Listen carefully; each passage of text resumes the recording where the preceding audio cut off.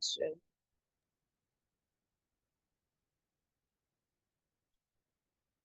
Eniola, are you able to talk? Let me see. Let me see.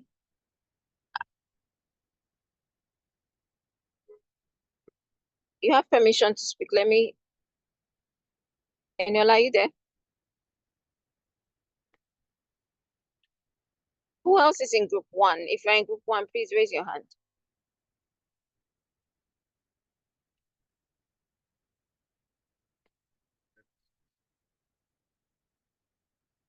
Oh, you haven't?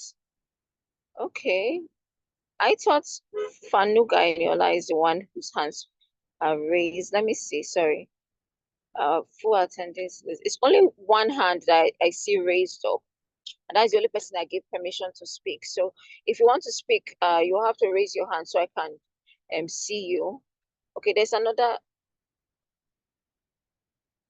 Hold on. Allowed to talk. Are you the same one as Fanuga Eniola? No, ma, I'm not Fanuga Eniola. I'm Deleofik Eniola. And I'm in group 5, not group 1. Okay, there's an Eniola with her hands raised, and I thought she was in group 1 because I asked some those from group 1 to indicate. Who is ready? Which group is ready? Is group 2 ready? If you are from group 2 and you are ready to speak, please go ahead. Raise your hand. Let me, because we're starting straight away so that latest 5:30 will be done.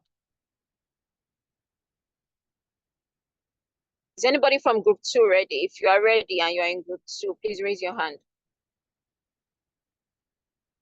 All right, group 3. Group 3, is anybody from group 3? The presenter for group 3, is the presenter available? Group 3.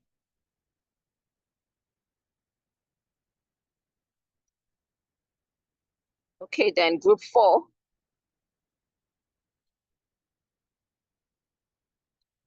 Sing. Group 4. Is group 4 available? All right, group 5. Is anybody from group 5 available?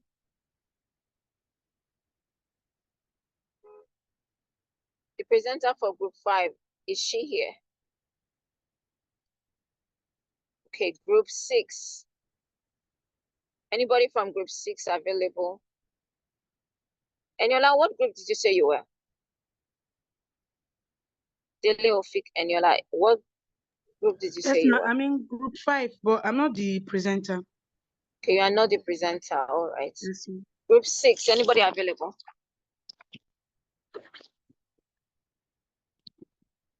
Anybody from group 6 available? Group 7, anybody from group 7 available? Yes, sir. You are here. Group 7 is available. Group 7, you are available. I can't hear you. Yes, ma'am. Yes, ma'am. Okay, who is that? Jennifer, right? Yes, ma'am. Jennifer. Okay, so we have group 7. Deborah. Yes. Hello. Yes. Are you available, Deborah? Are you keeping which one of us will be keeping track of the interns as they are speaking? You have your notes beside you. It's something I can easily get. Appreciate if the groups are available now in the chat box. Let them type the group presence and their names. So and so, e.g., I am Jennifer Chiamelu, representing group 2. Chidera Okay. Group representing group 4, that type of stuff, so that it's easier to keep track. So please, let's do that in the chat box now. So we have a handle. I know one person that is not here, and that's Obi Kweli Umensoma. She's the one that she's not here for group 4. Yes. Okay. Okay, Lara Adeyeye has raised her hand, so she'll be promoted. So please, if you are hearing, immediately, please type in the chat box, so and so, representing group, so. Please, The name, thank you. if you say group 2 is available, write the name of the presenter, your full name, I'm representing group 2, just like Deborah said. Please, let's do that. Your full name and the group you are representing.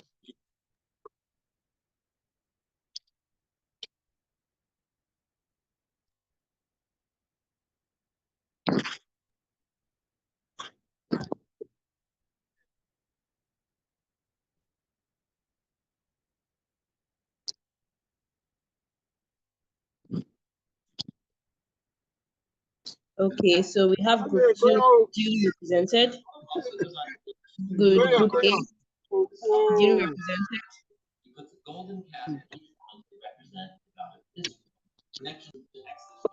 Group, okay, we have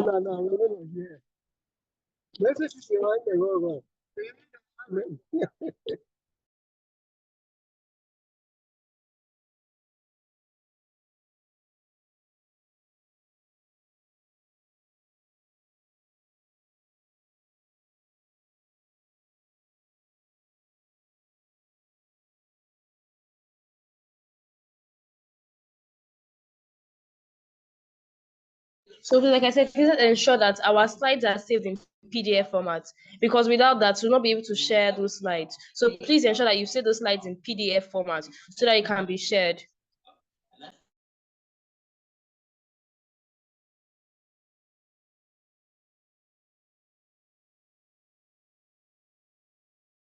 So let's start.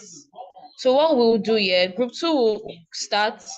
Oh, okay, since group one is here, group 1 will start. But please, or you know what, for the next 5 minutes or so, please, all the groups, share your screen and try to share your slides so that we can ensure that all the slides are shareable.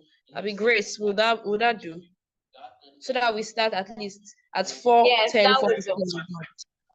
that So would please, share your slides, ensure that everything will run smoothly. Share your slides and share your slides are shareable. Together, these two have instituted the worship of Canaanite. Okay, good. That's check. So group 2 is good. Okay, don't worry, that's enough. That's enough. Thank you. So group 2 can do that. That's good. Okay, Eniola. Okay. Fair. Good. That's good, Eniola.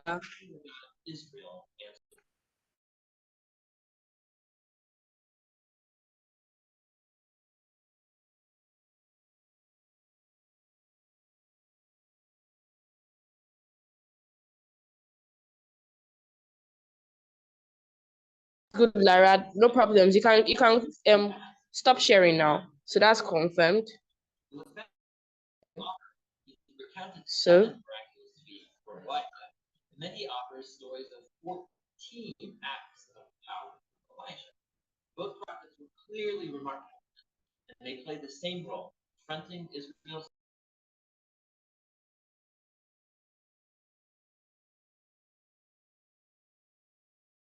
Okay, so Grace, we can start by 6:10 on the. I mean, sorry, 4:10 on the dot.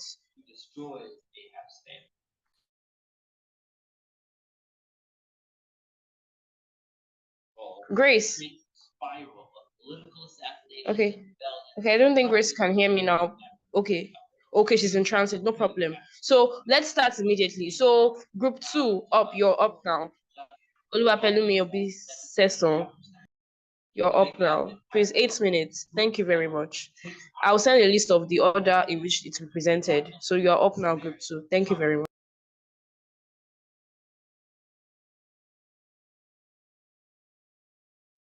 Good afternoon, ma. Good evening, ma. Yeah, I'm trying to share my screen now. Yes. Good evening, everybody. Can everybody hear me clearly? Good evening. If you can hear me, please, can you just type it that you can hear me clearly?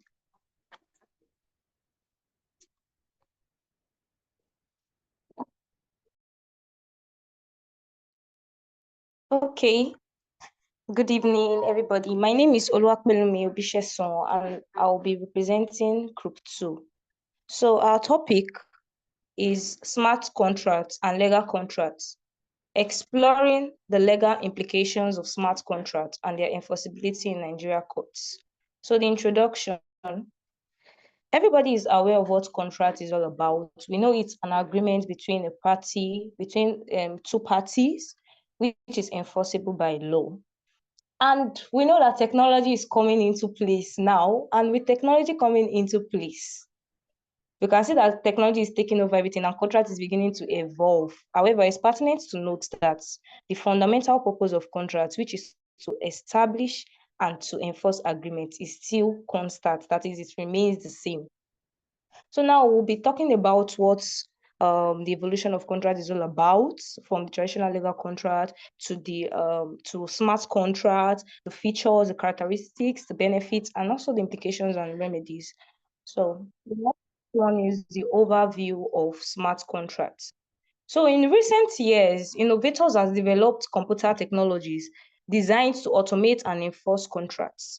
And these technologies are known as smart contracts. And this smart contract, it aims to deter breaches by imposing significant penalties. The concept of smart contracting is incomprehensible to most lawyers, as many people are not even aware of what smart contract is all about. People are seeing the traditional way of a formal way of an agreement between one of people. They've not been able to comprehend what this smart contract is all about, and it's perceived by programmers as a solution that replaces traditional contracts. So now these smart contracts, if I may ask, what is a smart contract? A smart contract, they are automated agreements that is executed by computers. Remember I said it's not something that you do physically now. We are talking about technology. It's not something that you do physically. It is done on the computer. They are automated.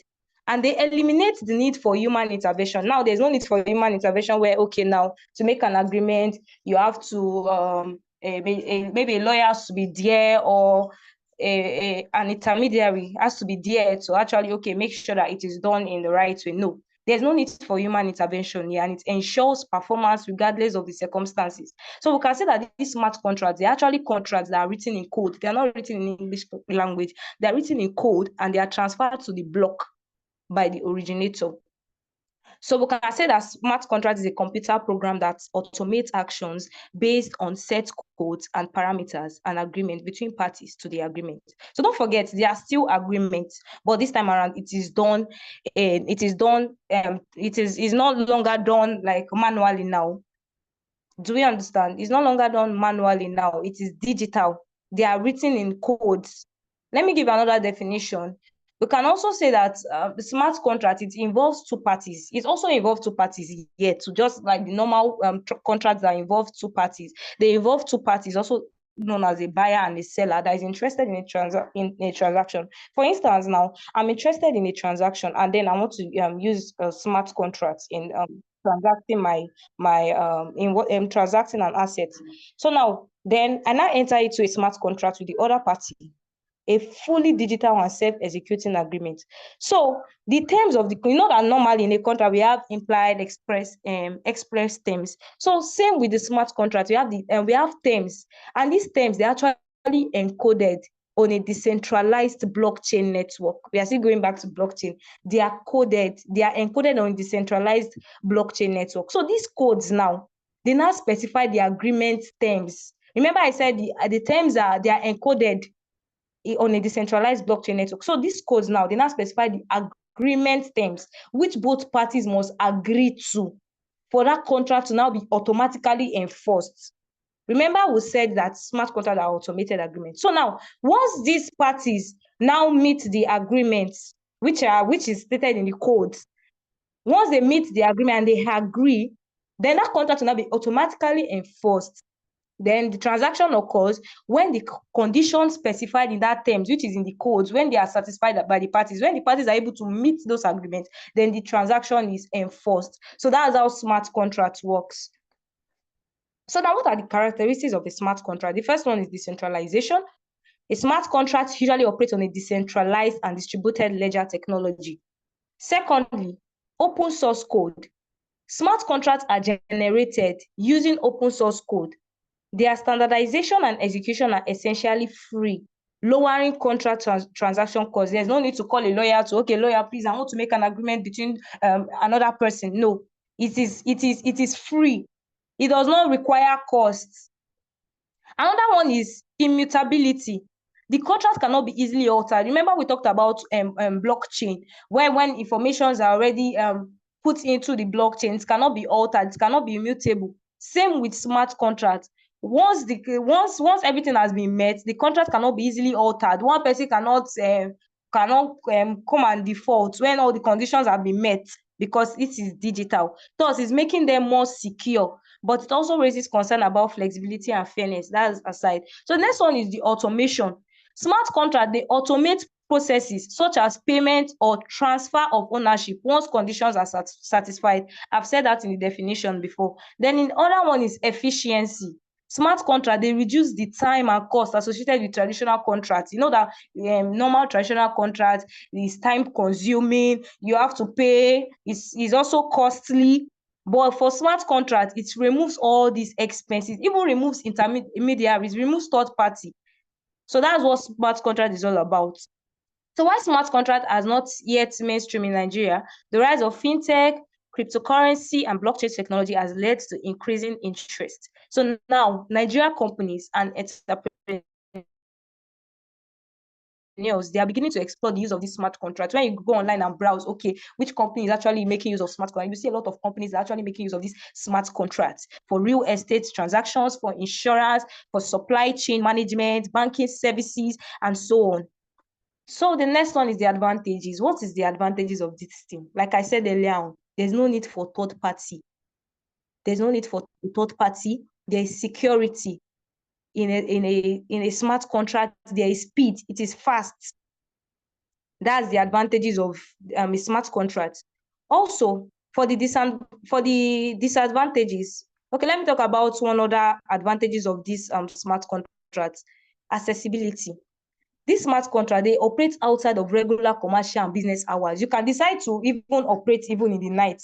Remember, it's digital, it's not something that is physical. So it allows parties to engage in transaction at any time, even if it's in the midnight, outside the regular business hours, unlike traditional business hours where, okay, for example, now bank starts by 9 to 2.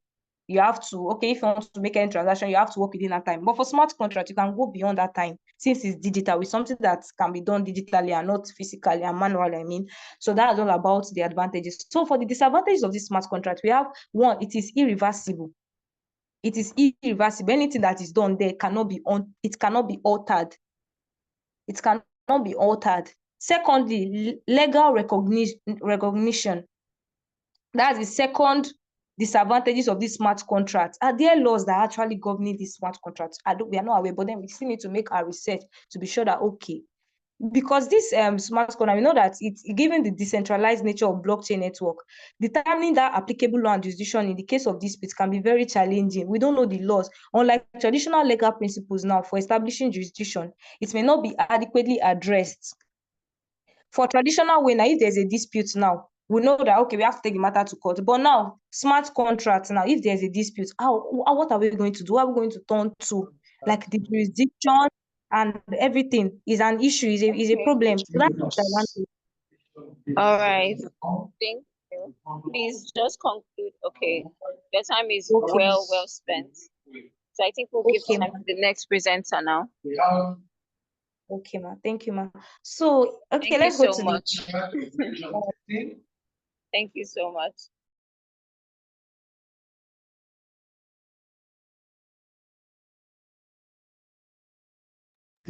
Deborah, are you there? Sorry. I am here. I'm trying to promote some other group representatives to speakers, to panelists. Okay, we can move on to the next.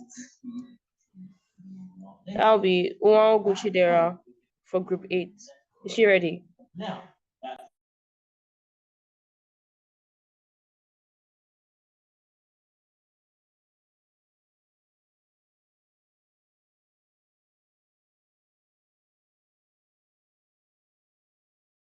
So, sorry, before you start, so that we can make it as timeless as possible, immediately after Chidera Unwangu will be Lawal Sulayat.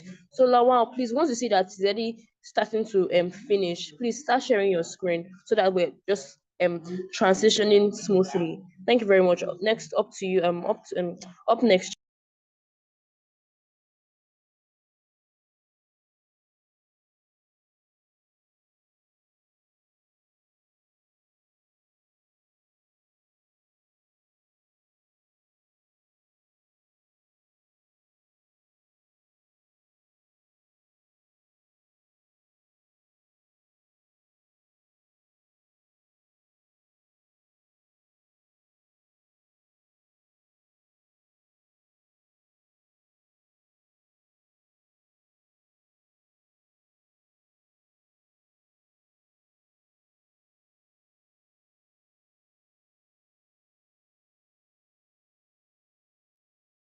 Good day, everyone. Good day, everyone. Can you hear me? Oh my God, this is bad. Please, can you hear me? Okay. Okay, my name is Swaguchi Dera from university. I'm a student of University of Calabar, and I'm the group presenter I'm representing Group 8, and we'll be speaking on the impact of blockchain on data privacy and protection, impact of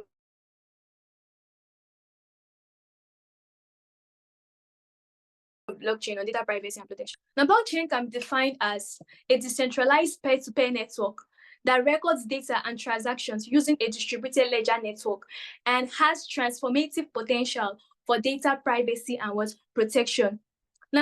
Now, blockchain is decentralized. It's not like the traditional means of storing data, whereby there's a centralized authority. But in blockchain, it's not like that. It is decentralized. That means information spread across multiple networks. That's peer-to-peer networks. So in blockchain, you don't have one particular authority handling this data, but several authorities handling this data. As technology advances, valuable data increasingly becomes a target for hackers, resulting in inefficiencies and erosion of trust in organizations and government. Yes, as we continue to have evolutions, as change occurs, you try to see people trying to permit technology in order to carry out dubious things. You see hackers trying to gain entry to people's confidential information. Blockchain is here to give you this privacy, to protect your data, to just allow those who are authorized, only authorized users can be able to access your data with blockchain. So this highlights the urgent need for innovative solutions. Blockchain offers a promising answer, mitigating vulnerabilities and promoting data privacy. So in blockchain, you are sure that your data is private. You're sure that your data is secured, unlike the traditional means of storing data. So that's what blockchain does for you. That's the kind of privacy that blockchain gives you. Okay, so moving on, it will also be essential that we look at data privacy and data protection. I don't know if you can see my screen. We look at data privacy and data protection. So going over to the second slide, data privacy and data protection. So now what's data privacy? Now, data privacy refers to an individual's control over sharing personal information, including names, location, content, online, and more. So now for data privacy, it's just like you controlling who and who has access to your data, who and who has access to these personal information concerning you. Oh wow, 4 minutes. Who and who has personal information concerning you. So it's just like in physical conversations where you're discussing something with somebody else and somebody else walks in, you just switch on immediately. So you don't want that other person to have access to what you are saying. That means you don't want that other person to information that flows out of you. So that's just what blockchain is, what data privacy is about. While data protection is about safeguarding this information from unauthorized access. Now, because of how decentralized blockchain is decentralized, it helps to safeguard your information. So it's not just, that it's not just a particular system that has your network. If I'm to use Ms. Deborah's words, she says, even if that system should rust, even if the system should burn, you know that your data is protected. I'm not telling you to go and burn your system to find out if your data is going to be protected or not. But that's what blockchain does for you. It gives you this it gives you this confidence, it gives you this trust that my data is protected no matter what. My data is protected. Okay, so moving on, we'll be going to the benefits of blockchain, the impacts of blockchain in data privacy and protection. So I'm trying to rush because I see I don't have time. So the first one is decentralization. I've already talked about that it's not just a central authority that controls this data, it's distributed across multiple nodes. So if the system is breaking down, you know that you can get your information from this other place. So you have this trust, you have this confidence. Okay, so going further, we have the zero knowledge proof. the speaker today already talked about that. The zero knowledge proof is a cryptographic method that allows a party to prove that they know a value without really revealing any additional information. Now, you want to tell someone that your credit card is valid, but you don't want that person to have essential information concerning that your credit card. Now, what has the blockchain come to do? It will give you a secure PIN system whereby the person can check, can log in and see, oh, this credit card is valid, without you revealing essential information about your credit card, which can be detrimental to you later in the future because you don't know who is who. So blockchain has come to do a lot. So we'll be moving on. Then you see the third one, which is the block and hash mechanism. It said each block in the chain has a unique hash, and any change in a blockchain alter its hash. In invalidating subsequent blocks, this mechanism ensures data's integrity and makes tampering easily detectable. So this comes to show you the essential feature of blockchain, one of the essential features, which is immutability. So you cannot, in blockchain, you cannot easily erase data. Do you understand? In blockchain, you cannot easily erase data. It is very difficult for you. So on this note, you are sure that your data is saved. You're sure that your data is protected. So that is on that. So the benefits and advantages of blockchain. How does blockchain help? We are still talking about how it impacts on data privacy and protection. So we're telling you about the benefits and advantages. So transparency. Every transaction is recorded in a public ledger. Every transaction is recorded. So even if you manage to erase it, which is very, very hard because it is expensive and you have to go back and change the codes and everything. So even if you manage to do that, it will still be recorded because the previous hash have records of the hash that was imputed into it. So it will still be traced. So if by possible means somebody gets access to change all those codes, which is very, very changing it, which is very difficult, altering those codes, which is very difficult, somebody manages to do that, it is traceable. You will trace it because blockchain is time stamped. It shows you when this record comes in, it shows you when everything is imputed into the system, it shows you the dates, it shows you everything. So it is time stamped. So that is that. So the second point here is encryption and secure authentication. Now, blockchain uses advanced cryptographic techniques and digital signatures, ensuring data is encrypted and only accessible by those with proper authentication. Now, that is on blockchain. Using these cryptographic algorithms, it makes it very hard for these hackers to have access. It knows that hackers will try to permit into the system, like the traditional means. You just see hackers will permit into the system, change whatever they want to change, alter whatever they want to alter. But in blockchain, it uses this cryptographic algorithm, which makes it difficult for these hackers to have access to the system. Data ownership and control. You're able to say who has access to your data. You're able to say how that person has access to your data. You're in possession of your data. You're able to control your data. Immutability of record. Once a transaction is added to the blockchain, it cannot be changed and deleted. It is crucial for maintaining the integrity of records, preventing tampering or fraud. So we have resilience and high availability data sovereignty. So blockchain has come to do a lot. Blockchain, I'll just round up with this particular scenario. Okay, so in my school recently, we had a building we just got burnt, and the building close to it is the Student Affairs Division. Now, the VC came to give a testimony that she thanks God that fire did not permit onto the next building, because if he had, everybody who had graduated from the school would have nothing to do with the school. That means all their records would have been deleted, everything about them. So you're coming to say I'm a student of Unica, you don't have proof because everything about you has been deleted. You don't have access to your results whatsoever. Because if that building gets burned, just imagine a condition where these records are stored in a blockchain. Just like Ms. Deborah said, whether it is crashed, whether it is rust, whatever happens, you are sure that it is there, because it is not a centralized authority. If the network loses it, another network has it. So these are the benefits and advantages of blockchain. My partner would have loved to come up to talk about the challenges, but I'm seeing here already that my time is up. I should round up.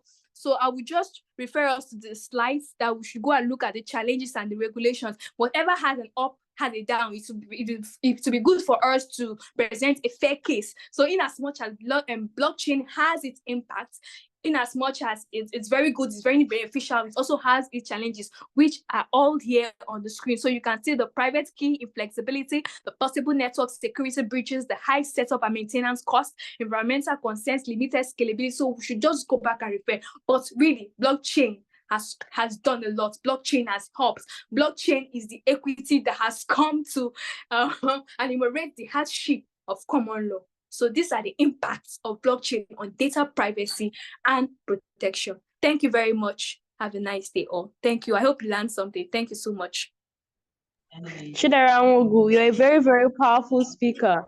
You usually exceeded your time with by 2 minutes. Thank you so much for that. Thank you. Presentation. Thank you. Really nice. Wow. Can we hear me? Can anyone hear me there? Yes, ma'am. You know, I've been speaking earlier and I didn't get any response. So I'm sure the network has been fluctuating still. So I'm just trying to switch between devices as I did earlier. What's the name of the presenter now? Chidera Nwoguma. I don't know if she can hear me. Yes. That was great. That was great. And this is without bias. The first speaker I was trying to speak earlier, and my mic was on, but no one was responding. Like the two speakers I've heard so far, you guys are superb. You are power packed. Like you're a powerhouse. Thank right? you, Ma. This is also great. I am so impressed about this presentation and your ability to stick to the time, and not just the time, but the fact that it was highly enlightening. So I'm looking forward to getting the slides and your article, and yeah, we'll take it from there. We'll take it from there. Thank you. Over to you, please, Grace.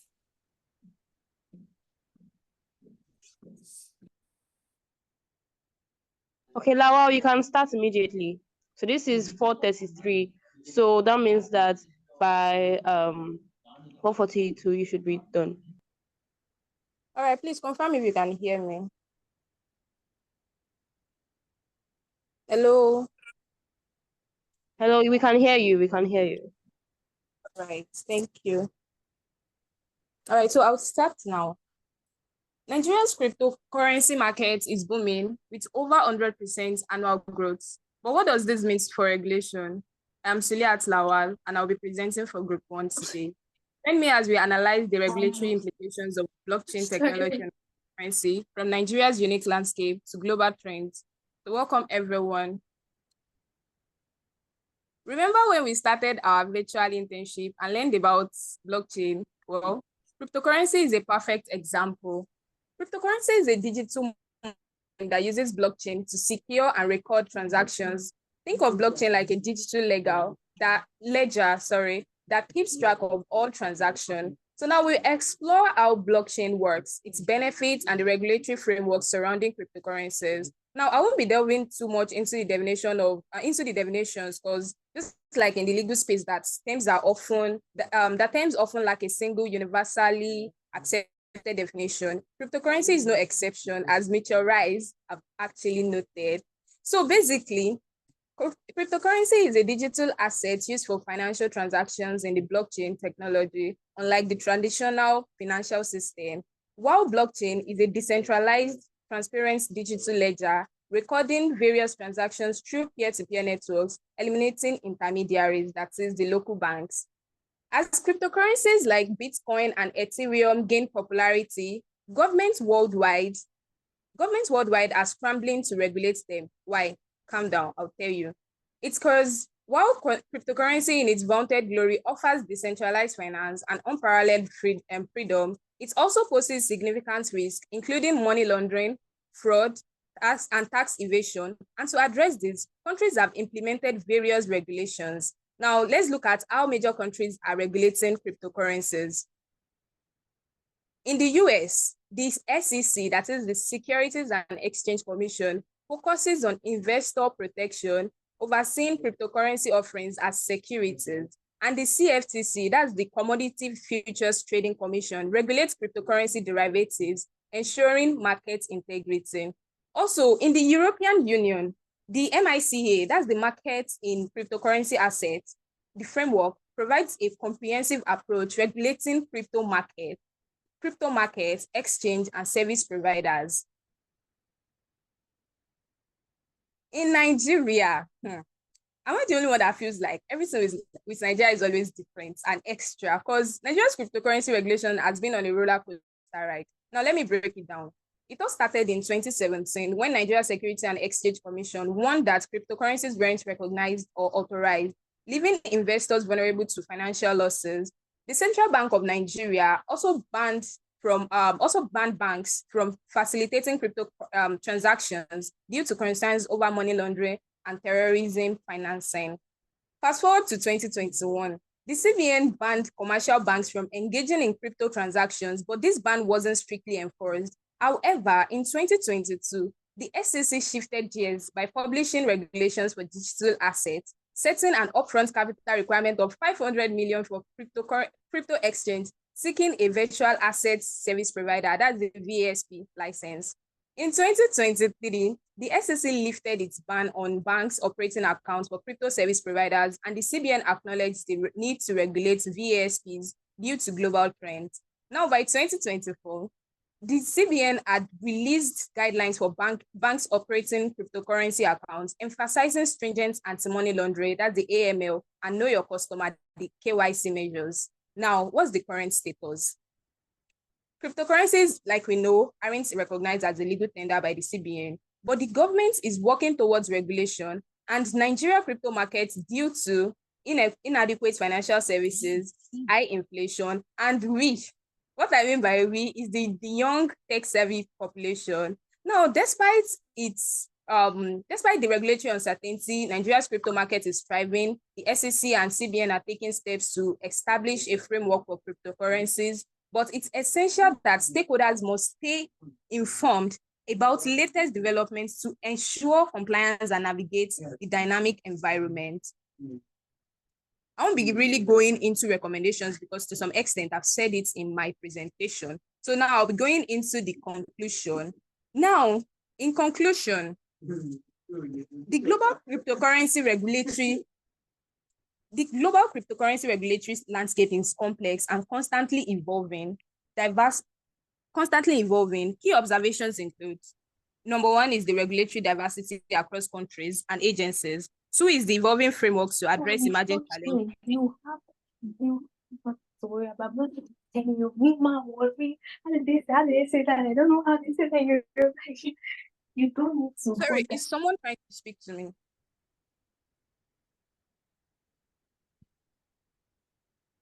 All right, so I'll just continue. Like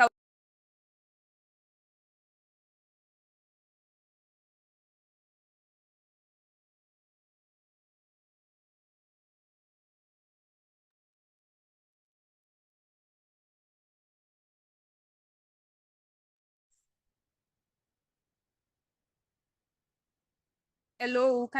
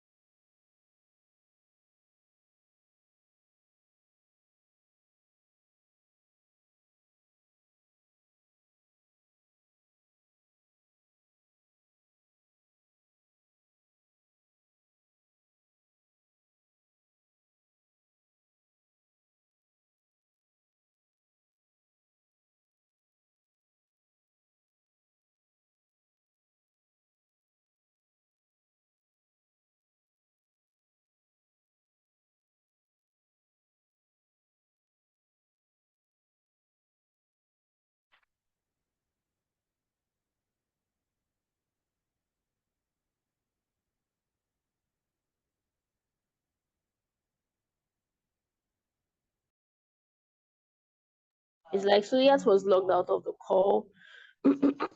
Well, we'll wait for her for a while, but pending that time, Lara Adeyeye, please start getting ready, start sharing your screen. I hope she comes back to the call soon. Lara Adeyeye, please start getting ready, and after that we'll have Miss Oma Obikwelu.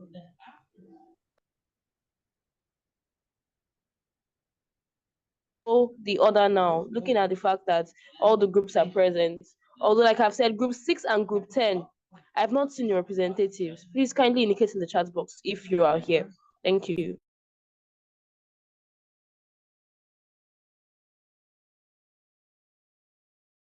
Can you see my screen, please? Good evening. Good evening. Yes, we can. Okay.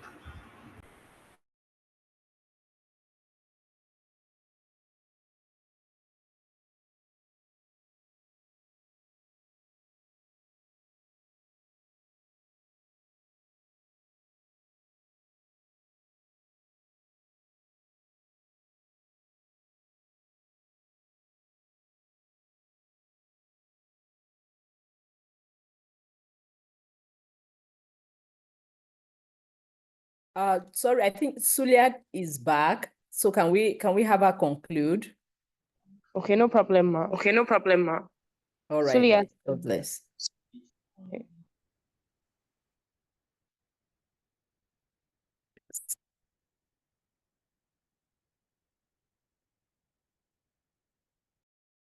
On mute.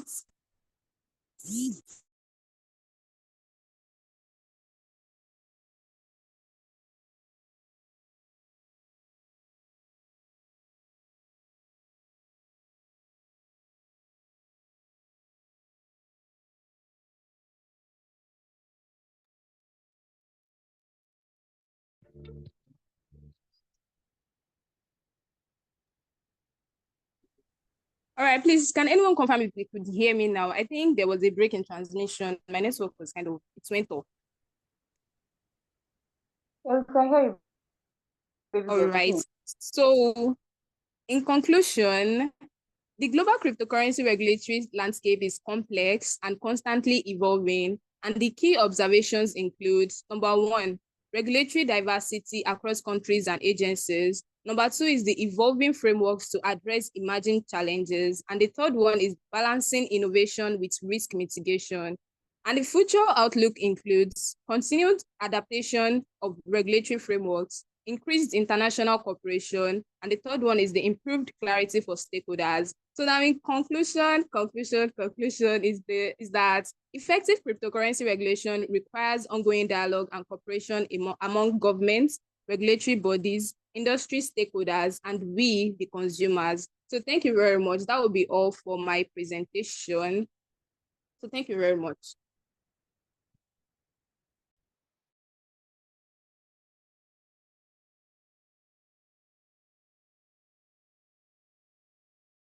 Thank you very much, dear. That was a beautiful presentation. I loved your use of humor. Very, very remarkable. Thank you.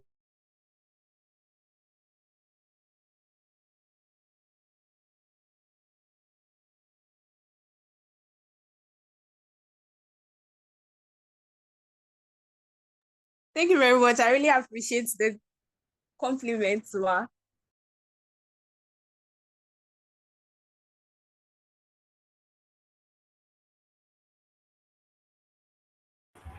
Good evening, everyone. Please, can you hear me? Yes, we can. All right.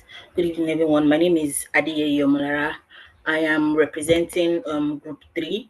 I am a graduate of Lagos State University. So our topic is on tokenization of real-world assets, the legal and regulatory implications. So I'll just go straight to it. With the advent of blockchain technology, there has been a lot of revolutionization of various sectors, and it has made us be able to tokenize various kind of assets, real world assets like real estate, NFTs, a lot of other things that we can actually just tokenize. So the essence of this our project is to just let us of our yes, our project is to enable us let you know sorry, please excuse me. The essence of this project is to give you or explain to you the concept of tokenizations, the things that can be tokenized, the regulations that guide tokenization, and some of the issues, the problems that have implications that are associated with regular tokenization. So basically, what is what are tokens? First of all, we need to understand what tokens are. Tokens are like digital assets that represent a value or utility within a specific system or network. Now, basically, tokens is just like when you say you have something that stands as a representative or that is representing something. The way you have on your laptop or on your phone, you have a particular kind of icon that is representing, you have your WhatsApp icon, that green icon that is representing the whole app itself. That is what I can link tokens to. So basically, tokens is just something like that that represents a whole thing. It represents something as a whole. Now we have tokens can be used for various purposes, and some of them include cryptocurrencies, utility tokens, security tokens, and NFTs. Now, what is tokenization? Tokenization is the process of now representing, taking real world assets, things that you have that are you can see, you can touch, even the ones you cannot touch, and taking them and representing them as tokens in the digital space, basically. So you take real world assets and represent them as tokens. So, and this has been enabled by blockchain. Thankfully, with the advent of blockchain technologies, um, property holders can take a lot of things. They can divide their assets into fractional shares and make it possible. So a lot of people can have, you can take your land now and or a real estate and tokenize it and share. So it will be in a way that a lot of people will have access to it, not just one person. So fractional, you can make it into fraction and a lot of people will have access to it. That is what tokenization is. So tokenization has a lot of benefits. We have enhanced liquidity, fractional ownership, like I just explained, reduced transaction cost, and improved transparency. Now, for enhanced liquidity, by converting assets into digital tokens, their liquidity is significantly increased. So, it will make them more accessible to a wider range of investors. You have a property here in Nigeria, you tokenize it, um a person that wants to invest in it that is in USA doesn't necessarily have to come to Nigeria to invest in it. Because it has been tokenized, it is open to a wider range of investors. So this enhances its liquidity. We also have fractional ownership. Now, tokenization, I've explained this already, so I'm not going to go into it again because of time. Then reduce transaction cost. Blockchain technology can streamline the transfer and settlement of assets, reducing transaction costs and eliminating intermediaries. So basically, what this does is it removes that middleman syndrome. You need to get to something, you need to have a middleman before you do this. Once you have tokenized a particular real world asset, it reduces transaction costs by removing intermediaries. So you are going straight to what you want to do. You don't need to have middlemen and the likes. It also improves transparency. Blockchain transparency can provide greater visibility into asset ownership, provenance, and performance. Now, what are these real world assets? I'm sure you've been hearing me say real world assets, real world assets. Examples of these real world assets that can be tokenized. So we have real estate such as properties, buildings, we have artworks and collectibles. So tokenized art is easier to buy and sell.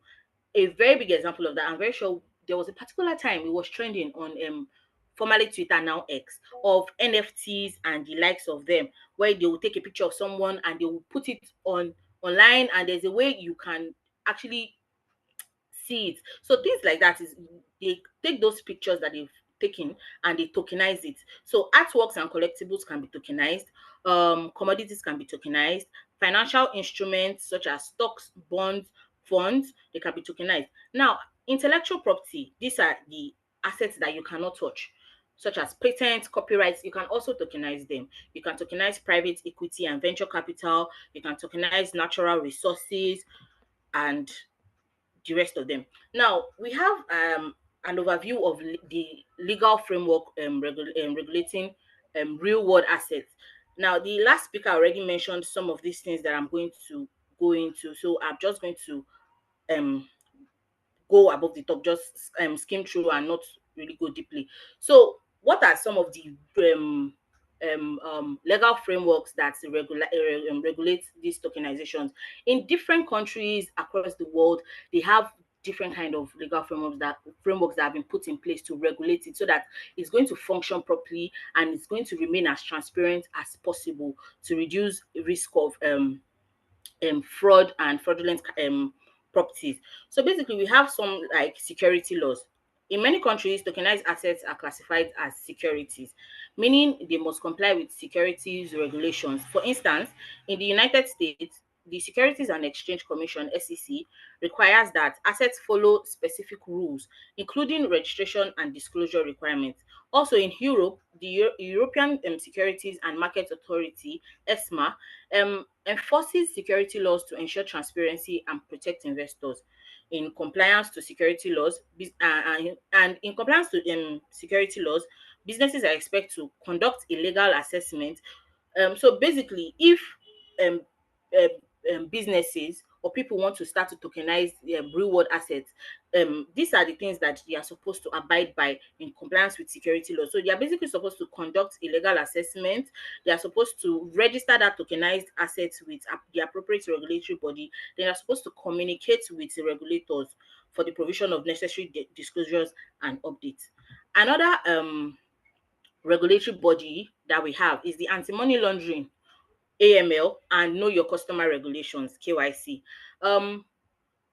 These ones they play a critical role in preventing illegal activities such as money laundering within tokenized asset markets. So basically, what this anti-money laundering on its own is a situation whereby someone takes illegal money that they've made or money that they've made through illegal means and sources, and they try to launder in another word, wash it and put it through another place.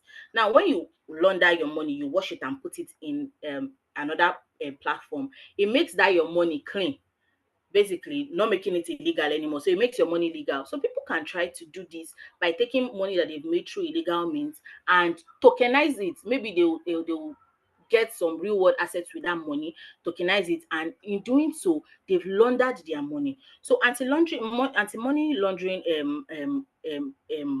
regulation is put in place to stop and reduce things like this.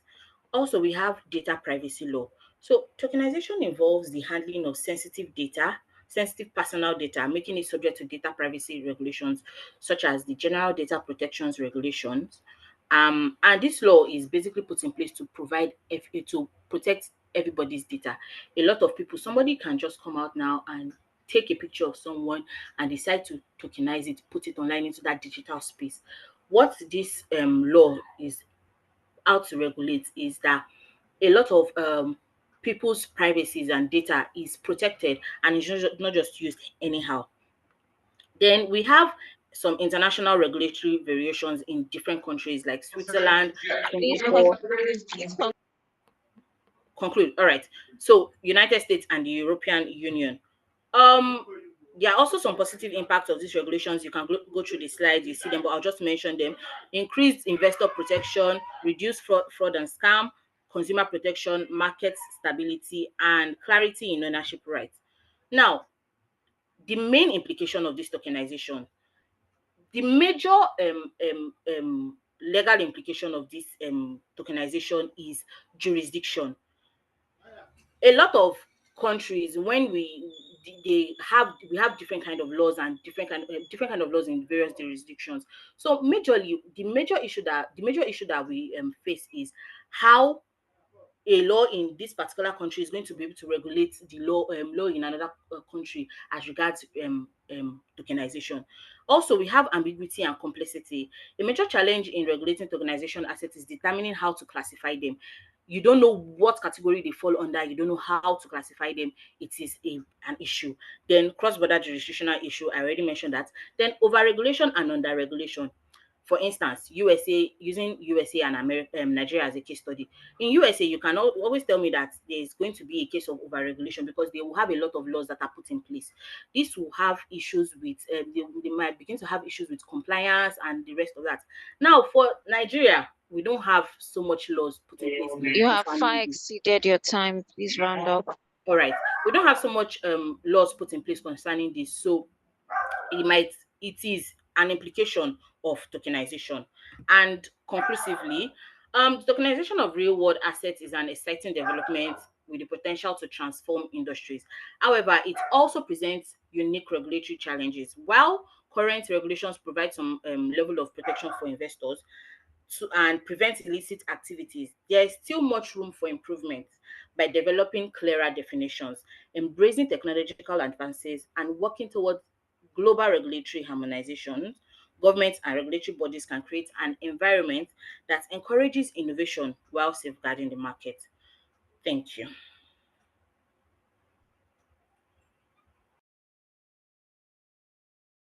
Thank you very much, Lara. You have a very pretty name, and your slides were as pretty as your name. I really, really liked your slides.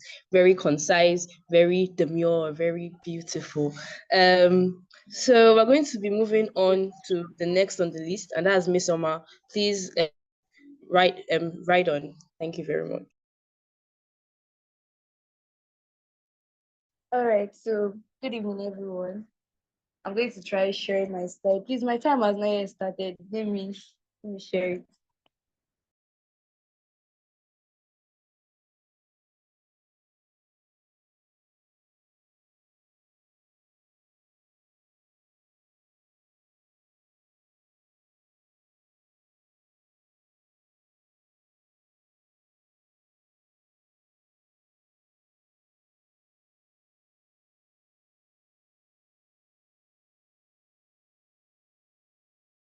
All right, can we all see it? Please, can we all see the slide? All right, so Yes, I'm we going to can go then. on. Okay, firstly, I'm going to apologize for our very, very ordinary slide. We have the pretty one, but we just wanted to go for clarity over fanciness. So, Mesoma Obikwelu, and we're from Group 4, and our topic is regulatory preparedness for quantum computing. So now I'm going to start. Regulatory preparedness for quantum computing. This topic simply means, okay, quantum computing is an emerging trend in tech. How then are we preparing? How are we getting ourselves ready to handle all these emerging aspects of quantum computing and all that it has to offer as it evolves? What is our state of readiness in managing this emerging trend? This preparedness I speak about is the regulation set in place to receive every facet of quantum computing as it develops properly. By regulatory, I mean, or we refer to regulations put in place to checkmate and ensure compliance in the emerging area. All right, what is the definition of this quantum computing I speak of? Quantum computing can be defined as a multidisciplinary field comprising of aspects of computer science, physics, and mathematics that utilizes quantum mechanics to solve complex problems faster than on classical computers. An example of this quantum computing I speak of is drug discovery. What quantum computing does in this aspect is that it makes it easier to model the behavior of proteins. Quantum computing can also help researchers understand existing drugs and create new drugs to treat diseases like the Alzheimer's disease and cancer. So moving on to the application of quantum computing to the Nigerian sector. Quantum computing is used in finance and fintech through creating stronger fraud detection systems and securing encryption for mobile payments. These encryptions that we see in our phones and in banks, quantum computing does that for us. Also in the healthcare, like I've already explained where I spoke about drugs, there's no need to go further into that aspect. I'm very sure we understand. So quantum computing also helps in telecommunication. It helps in the aspect of optimized network traffic, supporting secure 5G deployment. I will now go over to the risk. Quantum computing's ability to break encryption standard poses a serious risk to us in the nation as it emerges. So there is a need to create regulatory frameworks for it. It also poses a threat to the beloved blockchain that my fellow speakers are also trying to regulate. Also, it leads to the creation of advanced hacking tools, increased vulnerability for business and government. It also leads to intellectual property conflicts and data consent. So can we now see that there is a need to regulate this quantum computing? This technology cuts across other emerging areas of laws, and as such, there is a need for these regulations. There is a need for us to prepare for what it has to unfold.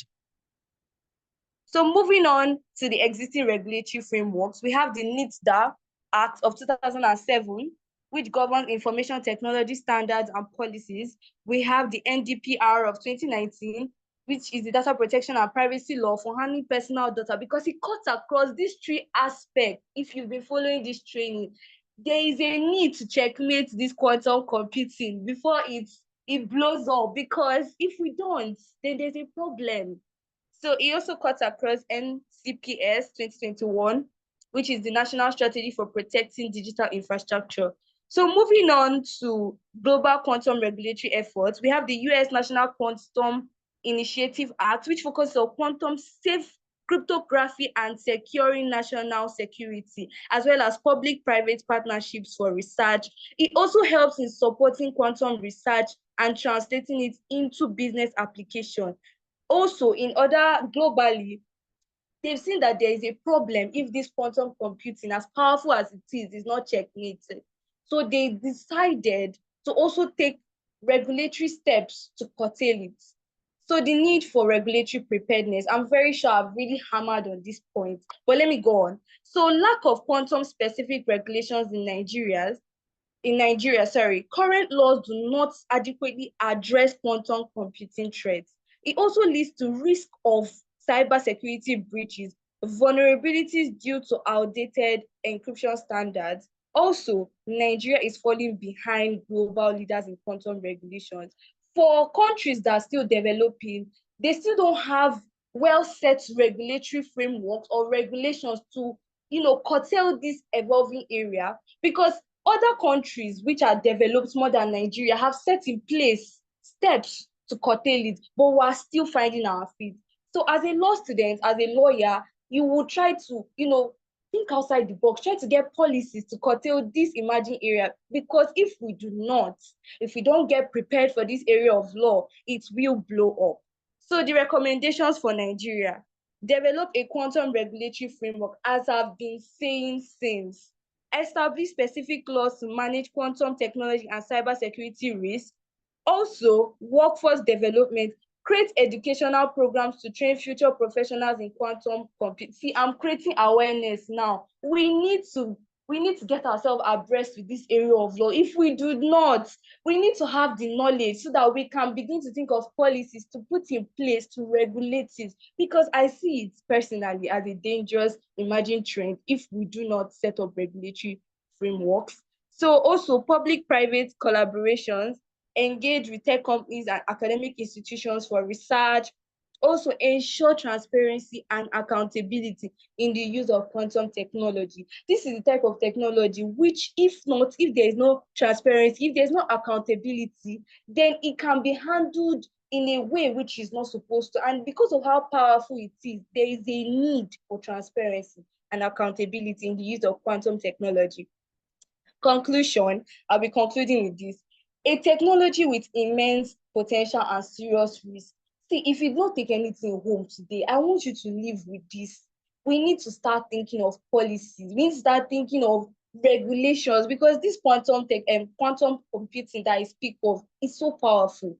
It's an emerging trend which is so powerful.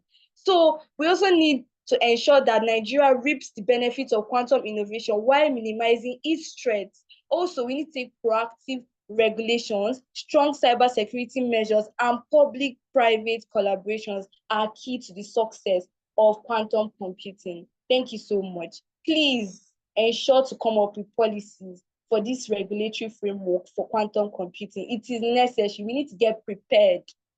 Thank you. Yes, Mr. Ma, we will ensure. So, like Lisa said, if you don't get anything from this session, please be sure to acclimatize yourself with this technology so that we can bring up policies. Thank you so much for that presentation. The passion for this subject was very, very vivid through your presentation. Thank you so much. So up next, we're going to have Olasukomi Faitia. Yes, Mr. Ma stuck to time, Grace. She finished in time. The first person to finish in time. So next we're going to have Olasukomi permit me for my pronunciation of names. Olasukomu Fatia. Good Thank you. evening. It's fine, Miss Deborah. Olasukomi Fatia Ojola. So I'll try to start share my screen now. Okay. I'm coming. Share.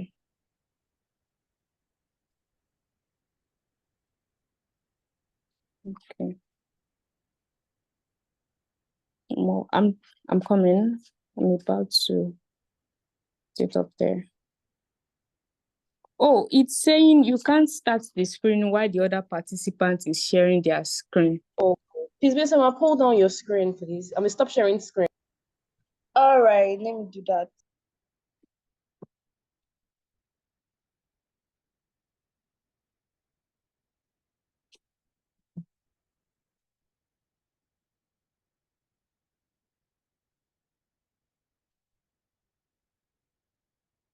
All right. Can everyone see the screen, please? Oh. Okay, it's visible, right? Okay. So I'll be starting right now. Good evening, everyone. My name's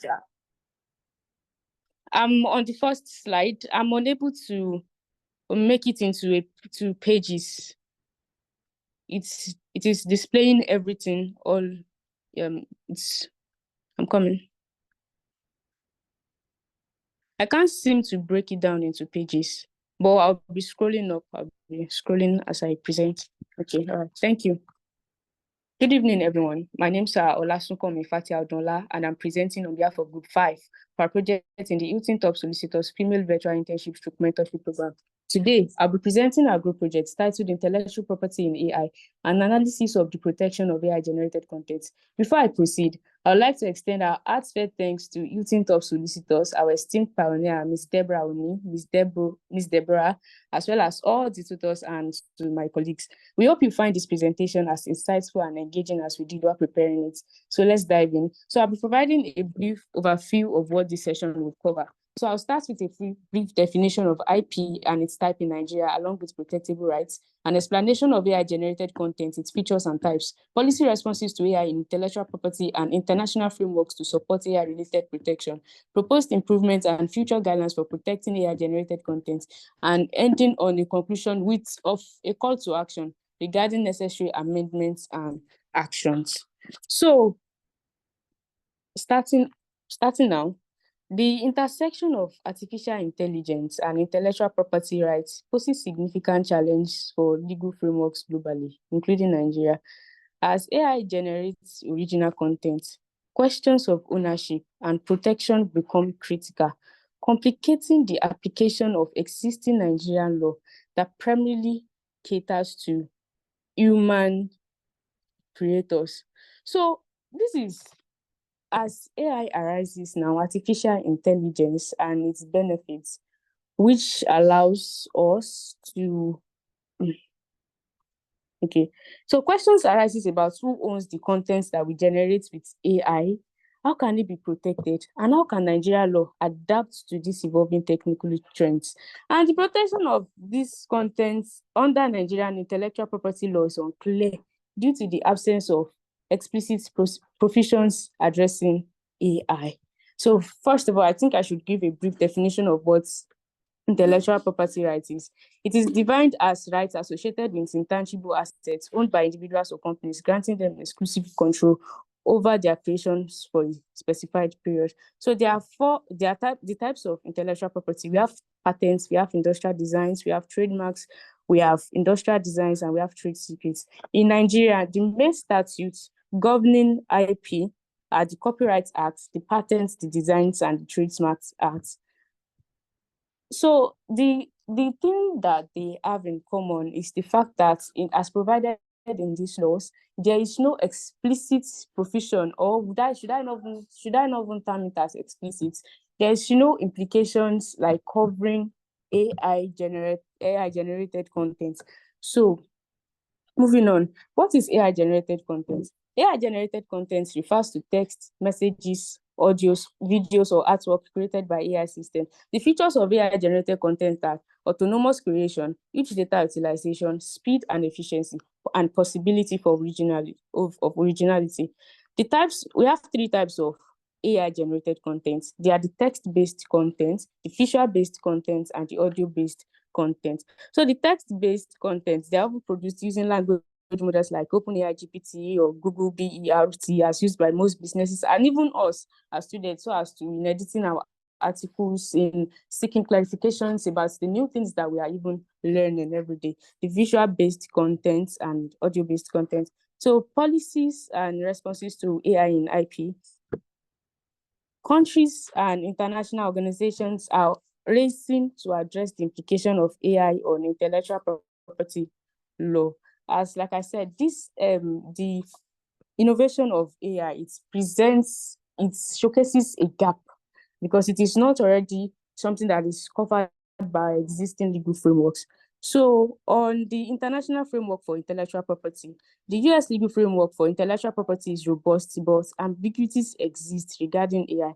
The US Copyright Office rejects AI-generated works without human involvement, raising the questions about protecting AI innovations and promoting advancements. The European Union and China have also addressed this issue. Accordingly, the Nigerian Data Protection Act 2023, which is Nigerian Primary Data Protection legislation, which prohibits the use of automated decision-making processes for processing personal data, including profiling, that may have legal or significant effects. So practices that can help the protection of AI-related intellectual property. So we need to develop an IP strategy and procedure. Organizations should create a written IP strategy that identifies, assess, and protects their IP assets, including steps to reduce risk of third-party infringements. And also, assessing patent eligibility. While considering patents in AI-related inventions, organizations must determine if such invention qualify for patent protection, recognizing laws that vary by jurisdiction. And in determining inventorship and securing ownership, AI-related patents must name human inventors, requiring organizations to identify who should be credited and ensure rights are vested or transferred to the organization. So the proposed improvements and future guidelines for the protection of AI-generated content, given the increasing role of artificial intelligence in creating contents that may fall under intellectual property protection, Nigeria IP law needs reform to address the unique challenges posed by AI. Here's an elaboration on, like an explanation of the proposed improvements and future guidelines. We need an amendment of the Copyright Act to include AI-generated works. Nigerian Copyright Act, currently by Section 28, Chapter 28 rather, currently only protects works created by natural persons. As AI systems are capable of creating literary, music, artistic works autonomously, the law should be updated to reflect the reality of AI-assisted and AI-generated contents. And also, the key amendments should be the expansion of the definition of an author. The definition of an author in the Copyright Act could be expanded to include creators of works that are partially or fully generated content. So this can take the form of recognizing joint ownership, where both human user and AI developments can share the rights, or there can be clear ownership guidelines. For AI-generated content, the law should establish clear rules for determining who owns the rights to the work. Possible models include clear ownership by the AI developer as the entity behind the creation of the AI system, and ownership by the owner, the person who instructs the AI to generate content. So our proposed actions are that Nigerian policy lawmakers should look to countries that are leading in AIP and law reforms, and such as the European Union, Japan, and the United States, to adopt best practices while considering the local context. So I'll be concluding on a note of a call to action. The protection of AI-generated content demands collaborative efforts from policymakers, legal experts, and technology. AI-generated content has revolutionized various creative and technical industries. However, as AI continues to evolve, it presents challenges relating to ownership, authorship, and ethical concerns. As AI continue to evolve, Nigerian lawmakers will need to take proactive steps to ensure the country's intellectual property framework is capable of addressing the challenges proposed by AI generated works. Thank you so much, everyone.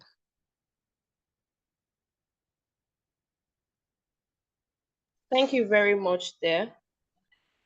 Please, what's your name, please? And which group are you presenting? Group 5. Okay, this is okay, Fatia. Okay, thank you so much for this presentation.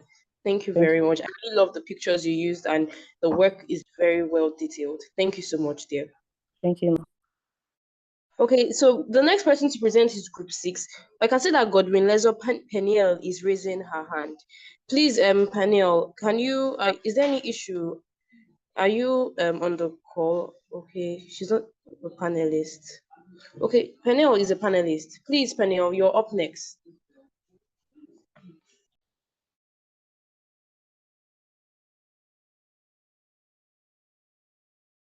You can unmute your mic, share your screen, and go on with the presentation there. Your hand is raised. To save time, I'm going to go straight to 7. Jennifer Chinamelum. I'm so sorry for my pronunciation of names. Chinamelum. Jennifer, please, you're up next. Thank you very much, dear. P.S. Jennifer was literally the most proactive, very proactive in her this thing, in her willingness to present. I'm really looking forward to what Jennifer has for us. So, Jennifer, you're up next, dear.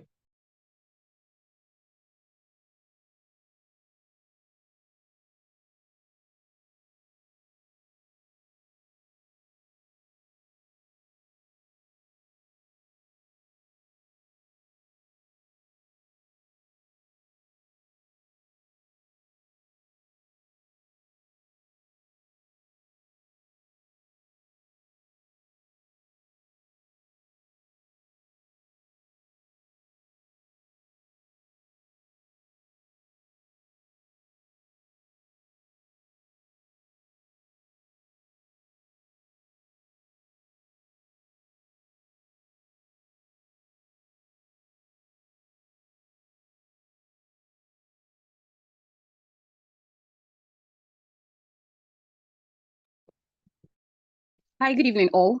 Please confirm if you can hear me.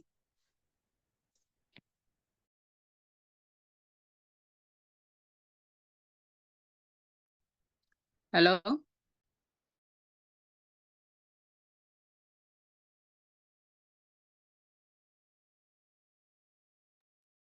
Okay. Hello, you can hear you.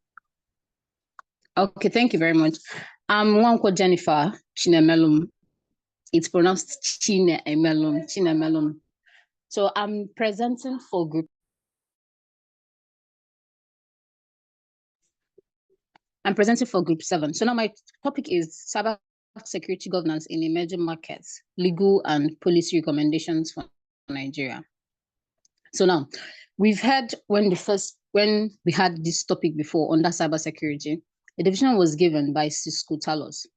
He defined cybersecurity as the practice of protecting systems, network, and programs from digital attacks. So now, generally, using the literal meaning of what cybersecurity means, we can infer it to mean the motives or methods of ensuring that the users of the cyberspace are not affected by the threats that come from the activities of cyberspace. So now going on, there are types of cybersecurity. We have network security, application security, data security, cloud security, endpoint security, and Internet of Things security. So all these are various sectors or various sections where cybersecurity can be made use of. So in these various sections, the government or the agencies ensures that the users of those sectors or those sections are not affected by the challenges or threats that come from them. So now the frameworks of cybersecurity. So these frameworks means various ways that agencies can ensure that cybersecurity is put to place. So now we can see governance, risk management, compliance. So by ensuring cybersecurity, the agencies govern the activities of the users. It manages the risk that come up from the use of the cyberspace. It ensures compliance. That's compliance, as we are taught, means ensuring that the laws and acts put in place are used effectively by the users. education and training of citizens or members to ensure that they know the threats that come up with use of the cyberspace and how to guard themselves from them. Then we have incident management and technical controls. Technical control, like we all know, it was when you're making use of the cyberspace, you might come across one or two issues, which when you are faced with them, these agencies in the background are the ones that pick up and ensure that you are not affected by those technical issues that come up in the cyberspace. Please confirm if you are following.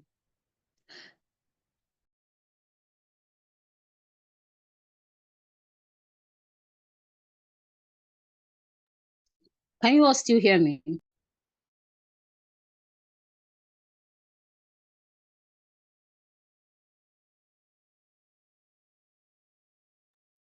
Okay, now going on. Importance of cybersecurity in Nigeria. We can see that if this cybersecurity is not in place, that we are going to come to face different threats or different disadvantages that come with the use of the cyberspace. So now, the importance of cybersecurity in Nigeria, it ensures that citizens are not necessarily too much affected by cybercrime threats, by cyber crimes. Okay, so most of these cyber crimes that we know of hacking, we know of identity theft, phishing, ransomware attacks, and what have you. So now, when this cybersecurity is not put in place, our citizens or even the users are prone to be affected by their identity being stolen. They are being ransomed. That's they take your data and put it to ransom for you to pay for all these things. Okay, so now we have economic impact. A country that makes use of the cyberspace ensures cybersecurity so that their economic activities are not put in jeopardy. Okay, then government systems and data protection. In our country now, we have our data and our data that are preserved by the government. But then whereby cybersecurity is not necessarily put in enforcement, we can see that our data is at risk. Our information can be sold or used for any other purpose. Then we have personal data privacy, where we use our information by ourselves. So cybersecurity ensures that our personal data are also safe and protected. Going on, we have cybersecurity governance, which is part of our main topic. So cybersecurity governance are those areas of management of an organization's cybersecurity, which ensures that this cybersecurity aligns with their business objectives, regulatory requirements, and industry standards. So it helps the organization that ensures cybersecurity to make sure that their use of the cyberspace is still in tandem with their goals. Okay. So now, there are various Nigerian cybersecurity governance policies. For example, we have the Nigerian Cybersecurity Policy and Strategy, NCPS, developed in 2014, updated in 2021. We have the NITDA, we have the Cybersecurity Department, we have Cybersecurity Initiative, and the EFCC. So all these organizations are put in place by in Nigeria or by the Nigerian government to ensure that the use and activities in the cyberspace are to the benefit of its citizens and its users. Moving on, we have the challenges to Nigerian cybersecurity governance. Okay, one thing is to place a policy, another thing is to uphold that policy. Okay, so now these challenges that we face in the Nigerian cybersecurity governance includes the lack of implementation of NCPS, inadequate capacity building, underfunding, delayed what have you, 1,001 of them. Just these are just the little we can list. So we can see that where there is corruption in the system, where the policies put in place are not implemented, where there is underfunding of initiatives, you can see that these cybersecurity policies will not be put in place, and it ends up frustrating the users and even putting the users in jeopardy. Now, the legal and policy recommendations in Nigeria. We have the Cybercrime Prohibition Prevention Act of 2015, the NITDA Act of 2007, Nigerian Communications Commission regulations, the CBN guidelines on cybersecurity. So all these and more are the legal policies that are put in place to ensure that cybersecurity is to the benefit of its users and not to the detriment of its users. So now I conclude this presentation by asking us, we should, in our own various ways, ensure that we make use of the cyberspace in a good way that can be beneficial to us and help us not to fall into different threats that will come across in the cyberspace. Thank you so very much.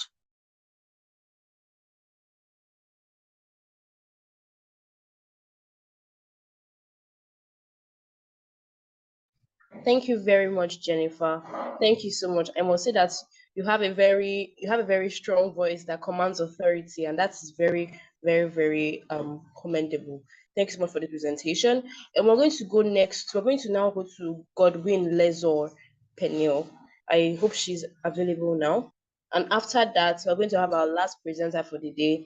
That'll be Victoria Oluwadunsin. So we move on to the next. Peniel or Godwin, let's have you, please.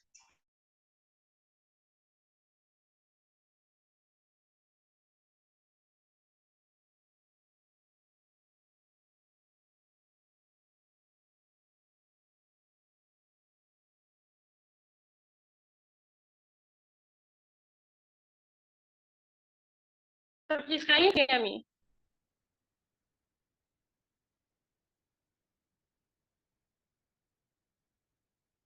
Yes, we Hello, can, dear. Okay. Yes, we Good can. evening. Share your time and go right into it here. Okay.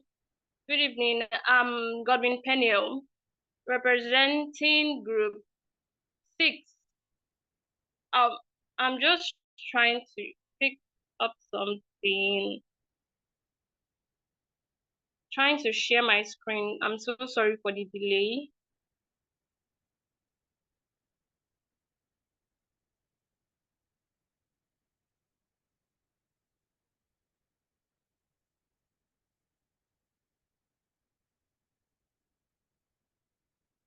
Oh.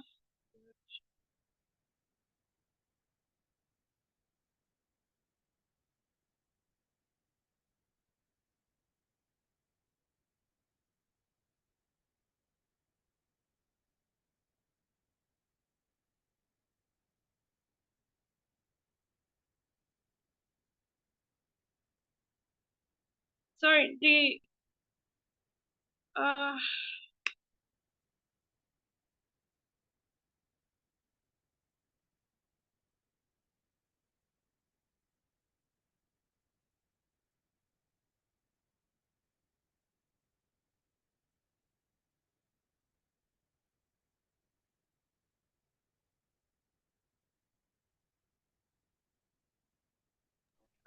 What's the issue, Peniel? Are you having issues sharing your slide?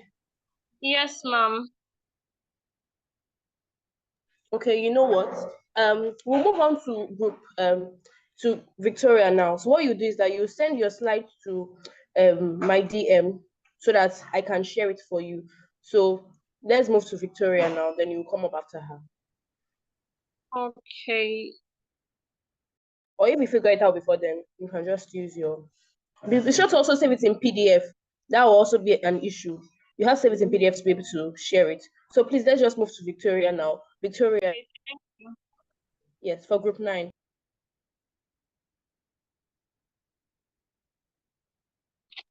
Yes. Okay, good evening, everyone. Please, can we all hear me? Yes, we can. Okay, good evening once again, everyone. Good evening, dear panelists. Thank you so much for this opportunity to learn. Okay, so I'm Victoria Oluwadunsin Adeyemi, representing Group 9, and I'll be speaking on the future of cross-border data transfer, its legal challenges and opportunities.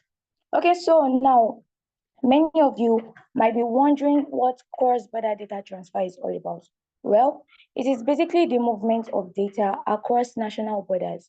That is, data generated in one country is sent, stored, or processed in another. This includes personal data, business information, or any digital content. Okay, so cross-border data transfer is significant as it is vital to the digital economy in many ways. And this includes the fact that it facilitates business competitiveness and innovation through analytics and customer insights. Okay, now it is also essential for the seamless execution of digital products, e-commerce platforms, and cloud services. It also enables businesses and governments to identify and resolve cybersecurity threats and criminal activities. Now, in order to regularize the flow of data transfers, some important legislative frameworks have been put in place. They include the Data Localization Law, such as the Nigeria Data Protection Act, that is to ensure data security and regulatory oversight in industries such as finance, telecommunications, healthcare, and e-commerce. Also, we have the General Data Protection Regulations. It is an EU law. It mandates businesses to maintain integrity in personal data, addressing data collection, organization, use, storage, disclosure, and disposal. We also have the APEC Cross-Border Privacy Rules System. It enforces data privacy regulations to boost trust in cross-border personal data flows, reducing trade barriers, and bridging national privacy laws. Okay, now, however, in spite of all these laws, cross-border data transfers face several legal challenges due to varying national regulations, privacy concerns, and data sovereignty issues. Some of these issues include jurisdictional conflicts. Now, as aforementioned, the issue of determining which country's laws to apply in case of dispute can be complex, as different countries may have conflicting laws regarding data protection. We also have security and breach risks. Cross-border data transfers increase the risk of data breaches and cyber attacks. Compliance costs.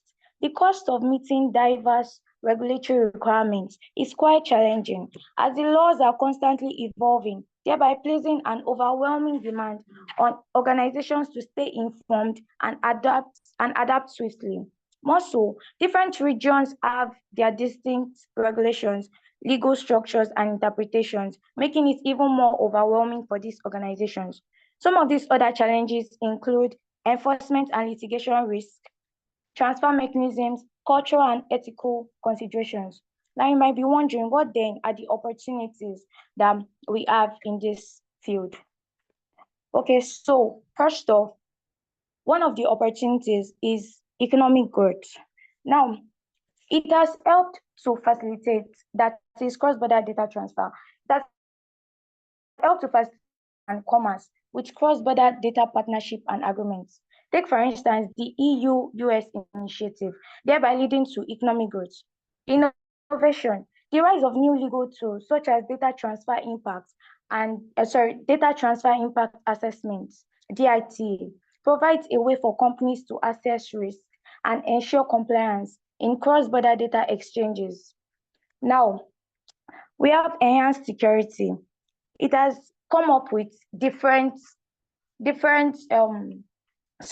programs like this, the one aforementioned, the data transfer impact assessment, thereby implementing robust data protection measures.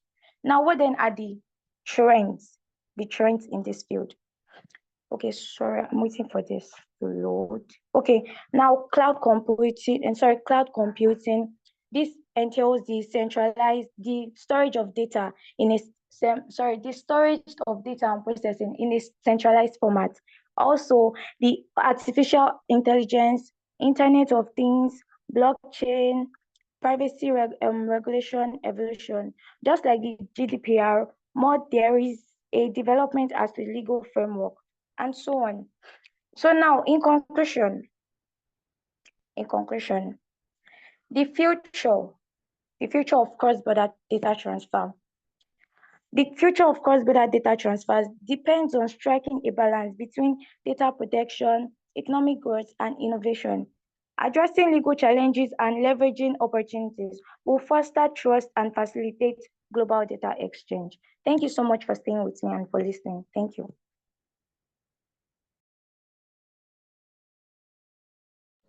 Thank you very much, dear. That was a very timeless slide, and it's a very timeless presentation, and your slides were also very, very beautiful. Thanks so much for that presentation. Okay, Godwin, Peniel, I did not receive a DM. Have you been able to sort out that issue? And is Group 10's representative here? Because I do not think the representative is here.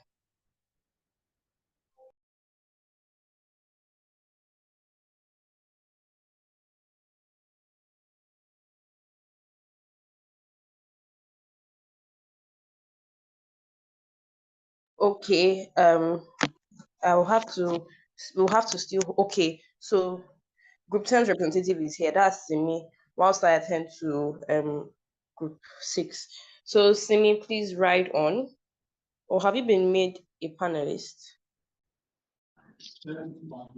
Deborah, did you receive a DM from Penel?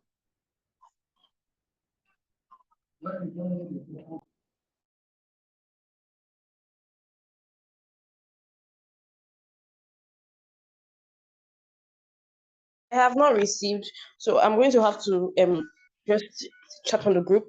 Then Simi, please raise your hand so that I be promoted to a panelist so that you can start your presentation. Okay, all right.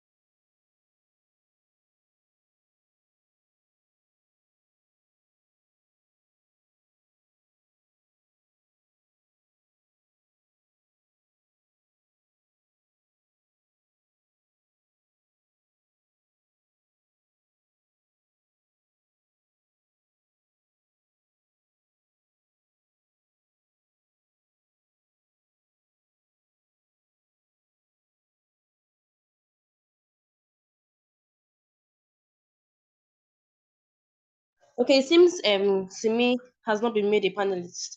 Okay, pending the time Simi is made a panelist, Godwin Pennell, you can start now. I hope you can see her slides.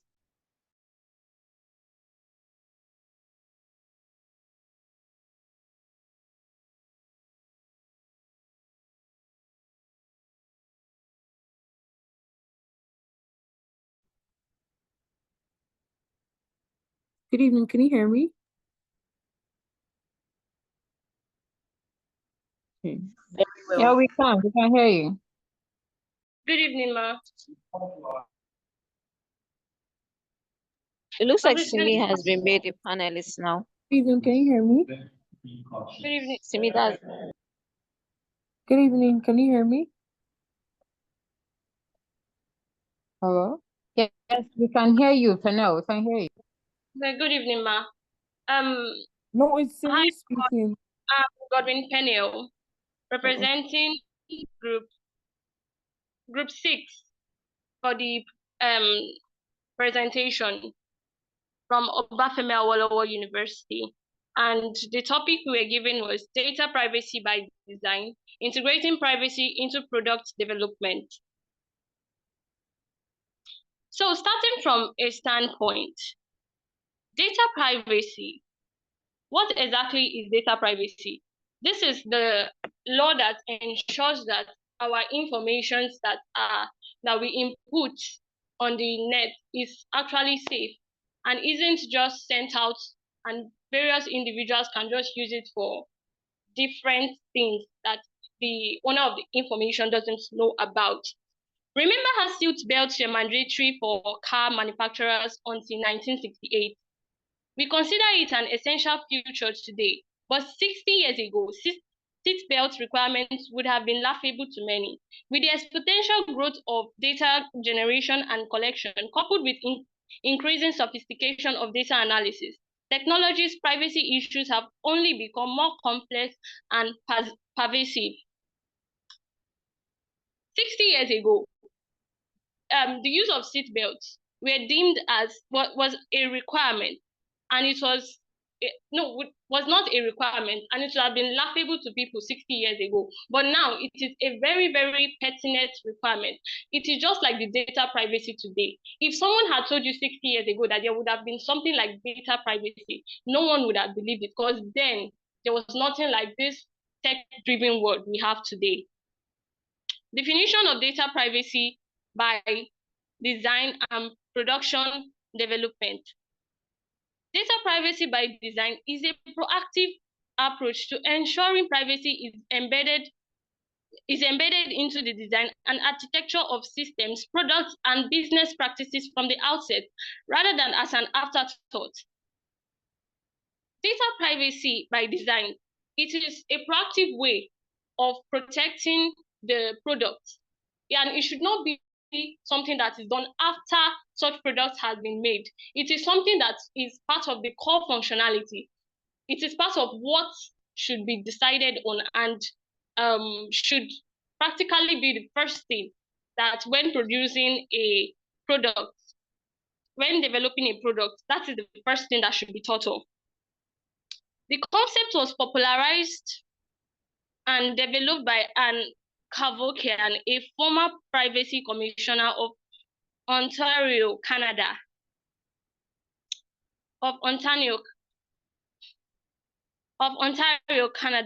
She actually outlined 7 foundational principles of privacy by design. Sorry, are you guys with me? Yes, we are. Okay, so she outlined 7 core principles of privacy. She was actually the former commissioner of she was actually the former commissioner of privacy in Ontario, Canada. She outlined 7 core principles of privacy. Firstly, privacy is proactive and not reactive, but preventive. Privacy is not something proactive, neither does it react to anything. It is just meant to prevent some actions from taking place. Privacy as a default setting. Privacy.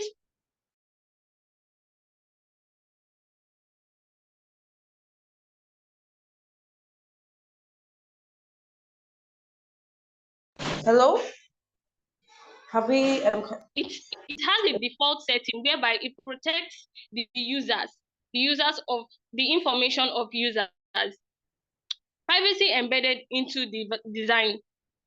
Privacy should be integrated into the core functionality as technology, not a function added after the fact.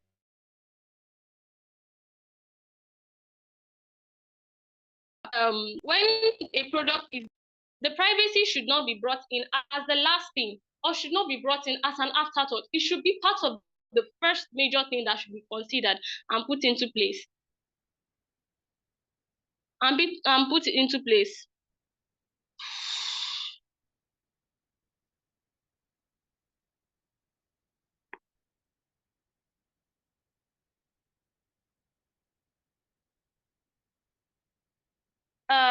So I won't take time. I'll just rush through this.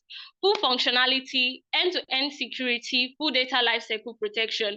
It is privacy and security. They go hand in hand, because this privacy helps to ensure security of people's data and information.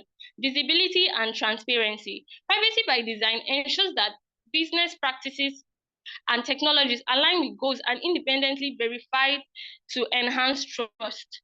Visibility and transparency.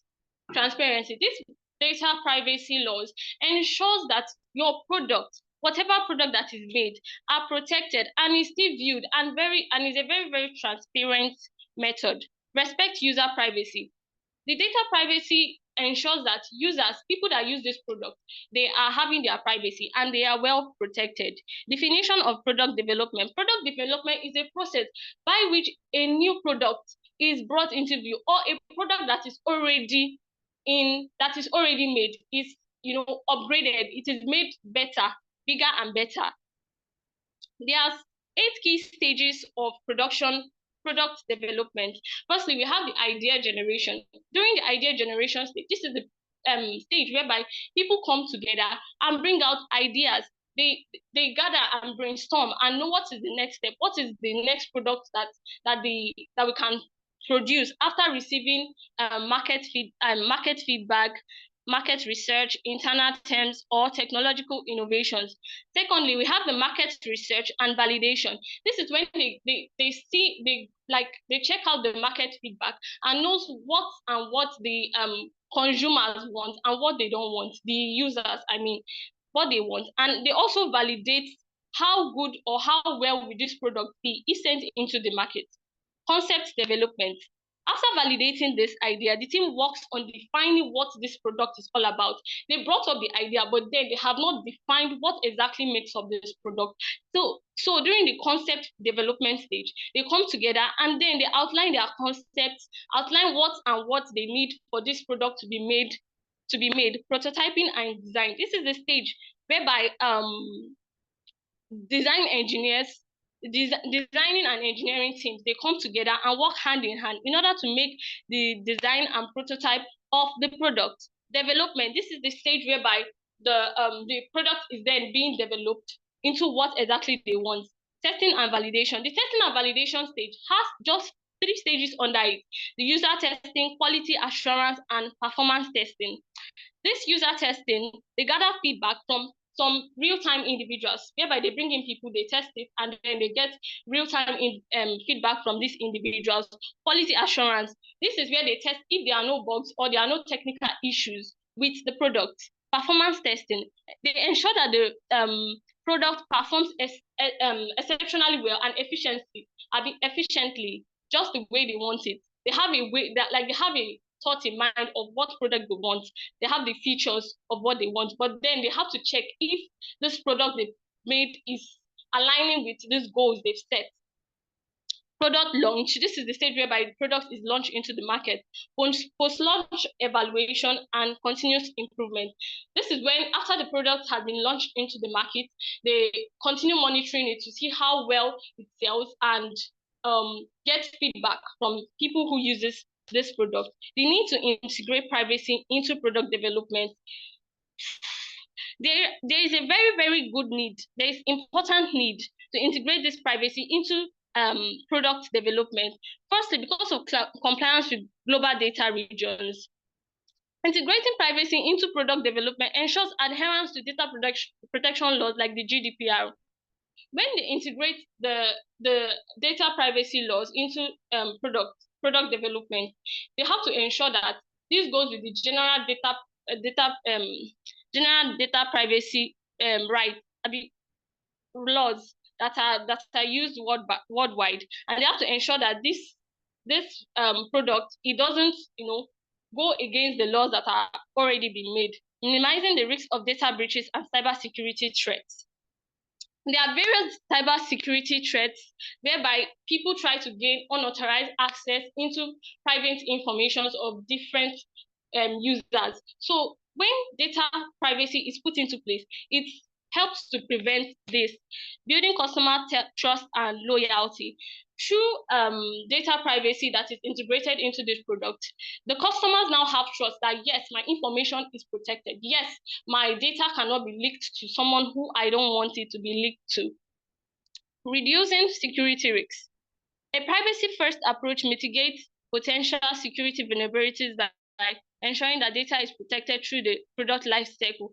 This data privacy being integrated ensures that the risk of security breach is reduced to a very minimal level, gaining a competitive advantage, enabling privacy by design, upholding the human rights of individuals. It promotes ethical use of data by companies, comparative advantage and innovation, ethical responsibility. Privacy by design promotes ethical data stewardship, ensuring that personal data is not exploited and that users maintain control over their digital lives. Ethical responsibility. The data privacy laws by design ensures that the personal data are not exploited by outsiders. How to incorporate data privacy into product design. The sole law that helps integrate this into design is the NDPA of 2023. According to Section 24 to 33 of the Act, it defines what are the rules company must follow when processing the data of individuals. Section 34 to 38 of the Act states additional privacy rights of the individuals. These enforcement guidelines laid out by the Act in Section 46 to 53 of the NDPA ensures that data privacy is enforced. That is the sole aim of the whole thing. The sole aim of data privacy by design is to ensure that these laws are enforced. Legal and regulatory consideration of integrating privacy into product development, examining specific regulatory frameworks. It has been established that data privacy should be integrated into product development because it is pertinent to safeguard personal data. This should be a proactive approach, and data privacy concerns ought to be taken into consideration. The Section 37 of the 1999 Constitution of the Federal Republic of Nigeria, which is First Ed August, provides that the privacy of citizens, their homes, correspondence, telephone conversations, and telegraphic communication is hereby guaranteed and protected. This law is also in line with that of the data protection right, that individual, what they do, their information, phone calls, texts, they should be protected and will not be they guarantee that it will be protected. Generally, the approach to privacy by design ought to be proactive or risk-based. This is because it envisages data privacy issues or risks and ensures all measures are put into place to incorporate protection for possible data privacy concerns that could arise in product design and process of management. One of the key aspects of this discourse is the data privacy by design and by default. Although Nigeria's regulatory framework for data protection, the NDPA, does not explicitly make provision for data privacy by design and by default, like the GDPR, it makes provision for data protection impact assessment, which is a risky-based approach in handling privacy concerns and product design. Key provisions of the DPIA, that is Data Protection Impact Assessment, includes Section 28, subsection 1, Section 28, subsection 1, 2, 3, 4. They all come together and are kind of similar to that of the data privacy and design. Aside the NDPA provisions of DPIA, the GDPR also makes provision for privacy by design, specifically in Article 25, subsection 1. Also, Section 25, subsection 2 of the GDPR also makes provision for data protection by design. Challenges of integrating data privacy into product development in Nigeria. One of the major issues we have in Nigeria is the fact that companies, people are not aware of these laws. Nigeria's data privacy regulation, the Nigerian Data Protection Regulation, was introduced in 2019 by the National Information Technology Development Agency. While it's modeled after the GDPR, its enforcement and adoption are still evolving. Like the enforcement of this law has not gotten to a stage whereby we can say it is highly enforceable. Why? Two, limited awareness and culture of privacy. Many people are not aware of their right. That is why you see some consumers, their right to privacy is being like, their right to privacy is being breached, yet they don't know that they have this right for themselves. Infrastructure and technological gaps. Looking at Nigeria, the landscape of Nigeria itself does not have a very good technological structure. So that is one of the major challenges that we are facing in the data privacy and design. Data localization and cross-border data transfer. Nigeria businesses often rely on international cloud service providers or store data in data centers outside the country because the country itself does not have these facilities. So they have to store it outside. The cost of compliance with this law is very, very high. So the major challenge here is that the money for compliance is not there. Oh God. And finally, overcoming these challenges, education and training. People should be educated about the internal teams and raise awareness about the NDPR among stakeholders, collaborate with legal and compliance teams, work closely with legal experts to ensure products comply with the NDPR from the onset. Gradual implementation starts with basic privacy features. The Scale Privacy Initiative, as the product grows, aligns with both regulatory requirements and business goals. You slowly, it's just to take this step by step. The whole thing has not been properly enforced, so it is still evolving. So you have the Nigerian government just have to take it step by step and gradually implement these laws. And they should also leverage local solutions. That is, they should partner with local data centers to make this law to be, to be enforceable. Collaborate with legal and compliance teams.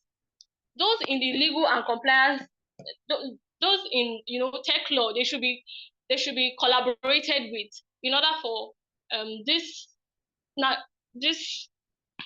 data privacy and design law to be well known and for it to be carried out and enforced. Overall, while these significant challenges, careful planning and collaboration across teams can help overcome the obstacles and integrate data privacy into product management in Nigeria. In summary, integrating privacy into product development is not only necessary for compliance, but also provides strategic advantages, enhances customer trust, reduces risk, and upholds ethical standards. As technology evolves, the prospects for privacy-focused design will continue to grow in importance across industries. So in all, this law should be enforced so that data privacy by design will be well known and products will not, information of people who come to buy, users who use this product will not be leaked into the hands of those who use it for the wrong thing. Thank you very much. Thank you so much. You really, really outshot your time there. Really, really. I'm so But I sorry. Yes, well, I must commend your content, and I can see that I whether this is the first time observing, but you really used a lot of legal backings, and that is very remarkable. Thank you very much. But please, next time, please be sure to not overshoot your time. You outshot your time by far. So, oh, I'm so sorry. Thank you, ma. Please, let's move on to the next person. Please, yes. So, Simi, please, you're up next. Thank you very much. So, heavy on the glass. Most people don't do. Good evening, everyone. I am Gbadebo Simisola representing Group 10. Thank you so much for this opportunity. So our topic is the comparative analysis of global currency regulation, cryptocurrency regulations, best practices for policy harmonization. I'm so sorry, can everyone hear me? I want to be sure. Yes, we can hear you. Okay, that's fine. So first in our paper, we would speak about what cryptocurrency is as a whole, how several countries regulate cryptocurrency, and how best the future prospects basically on how best to regulate cryptocurrency worldwide as a whole. So first, let's define what cryptocurrency is. It's a decentralized digital currency using cryptography for security. We have the Bitcoin, the Ethereum, we have the initial coin offerings, we have several types of cryptocurrency. They're not controlled by any government or financial institution. Now, you may ask, what are these regional cryptocurrency regulations? They are basically the laws, guidelines, standards governing digital currencies within a specific region. So, for example, now, for international law students, we know that each jurisdiction has their laws or the regional laws guiding them, principles guiding them. But the major issue with cryptocurrency is that it transcends jurisdictional barriers. So there's a need to regulate within that region and to regulate beyond that region. So there's a need for international law to also step in as regards also side by side regional law stepping in, which is the focus of our study today. In the US, we have 3 regulatory bodies. all brought into the market in 2022. We first have the Security and Exchange Commission. We have the Commodities Future Trades Commission. The Security and Exchange Commission oversees the securities part of the market, and then the Commodities Future Trades Commission oversees the commodity side of the market. And then the last one, we have the FinCEN, that's the Financial Crimes Exchange Commission. Yes, that also monitors things as regards money laundering, as regards financing terrorism as a whole. So each of these regulatory bodies come together to regulate the US cryptocurrency market. Next, we move on to China's approach as to cryptocurrencies. So China's approach is that they banned cryptocurrencies. So at first, started off with banning all unauthorized financial public financing, basically. So their approach was that of the initial coin offering. So they had the IPOs at first, which was the initial public offerings. So the situation with them was that they were concerned as regards cryptocurrencies and the fact that they could not regulate it. With innovation came more cryptocurrencies being created, more tokens being created. So basically, they had no means of controlling them. And then most of the public had access to unauthorized public financing as a whole. So they just felt the need to ban it at that point in time. They also went further in 2021 again to ban in May to prohibit and ban Bitcoin mining. Then it shut down all operations in several regions till fully in September, when they finally banned all cryptocurrencies in the nation, which is also a similar approach as regards to the CBN directives for cryptocurrencies in Nigeria. We'll move on to that later. So Canada has a different approach to theirs. They were actually the first nation to publicly actually declare ETFs in the Toronto Stock Exchange market. ETFs are exchange traded funds. And then these ETFs are trading now in the Toronto Stock Exchange, the Canadian Securities Administration, the Investment Industry Regulatory Organization of Canada, the rest, basically. But one thing that happens with the Canada's regulatory market is that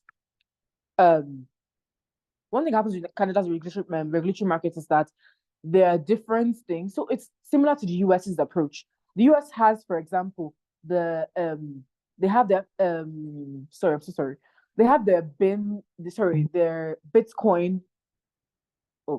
their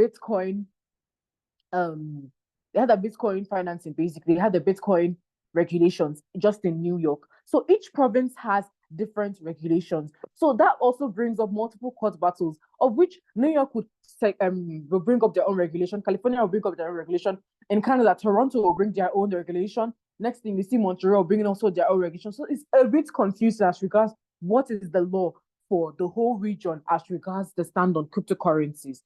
Let's move on. Then the UK also has their own, but the UK is mostly focusing on their it recognizes cryptocurrencies as capital gains tax. They recognize mostly cryptocurrencies under the new directive, which is the Financial Services and Markets Bill that came into force in June 2023. They recognize this specific reporting of illegal activities as regards cryptocurrencies for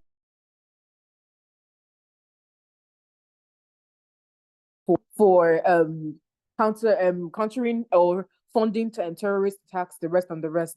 Australia, lastly, also recognizes ICOs, and then they have a treasury, basically. They have a treasury for licensing. So they actually, in Australia, they want to, their owners that they recognize it as a legal tender, they recognize it as a property tax, basically. That's how they tax theirs. But there's also an issue as regards taxation, as regards the Australian cryptocurrency market. So we come down to Nigeria. Nigeria still hasn't brought out a specific regulation as regards cryptocurrencies. We have tried to venture down into central bank digital currencies, tried to venture down into several things. NIDA has tried to regulate the NFIU, that's the Nigerian Financial Institution Unit, Financial Investigation Unit, that they try to regulate as well as regards money laundering, but each efforts have come to futile efforts. It's only the NFIU actually that's actually had an active base as regards the reporting of cryptocurrency or illegal cryptocurrency transactions, basically. So there's also Japan, the rest to skip and not to waste the public's time. So there is a need for a harmonized regulation. So there's a need for a harmonized regulation across all nations. This is where jurisdictional matters arise. I'm not challenged, as I mentioned prior to this, was jurisdictional matter. There's a need for international law to step in. Organizations like the Organization for Economic Cooperation and Development, OECD, and the Financial Action Task Force, which created the NFIU, to step in and create global standards for cryptocurrency transactions and taxations, as well as anti-money laundering guidelines. Each one should not step over the other. Each regulation should be risk-based, basically. So that means also prospecting towards the future. So in case of innovations, in case of any other things, each come side by side, basically. And it's also a need for the consumer to be aware of what they're investing into. In case of, for example, the initial coin offerings, you need to be aware and be educated about these things. Then each nation needs to also promote the central bank digital currencies in each nation. Basically, that will have the stamp and legal tender like your physical currency, but basically on the internet, on the interwebs, basically. Yes, so it's one thing to state that we want to innovate or we want to move forward as a country with innovation, but we also need to have regulation for these particular things. As innovation moves forward, as technology goes forward, there's a need for regulation, which is where we as lawyers step in. So as policymakers, as lawyers, we need to find a way to harmonize this. If it's in international law courts, if it's in the jurisdictional law courts, there is need for harmonization of the regulations. Thank you so much. I'm so sorry for spending beyond my time. Yes, that is it. Thank you so much. You didn't exceed the time at all. You finished at the exact time. Thank you so much. Thank you so much, Simi. I must also say that I really like your articulate pronunciation of words. Thank you so much for this beautiful slide. So that brings us to the end of today's presentation. I want you to give yourselves virtual rounds of applauses, because I must say that this was a very, very packed session. You guys were dishing out content like you have been in the field for years. Thank you so much. Thank you so much, everyone. I'm going to hand to Grace now and Deborah.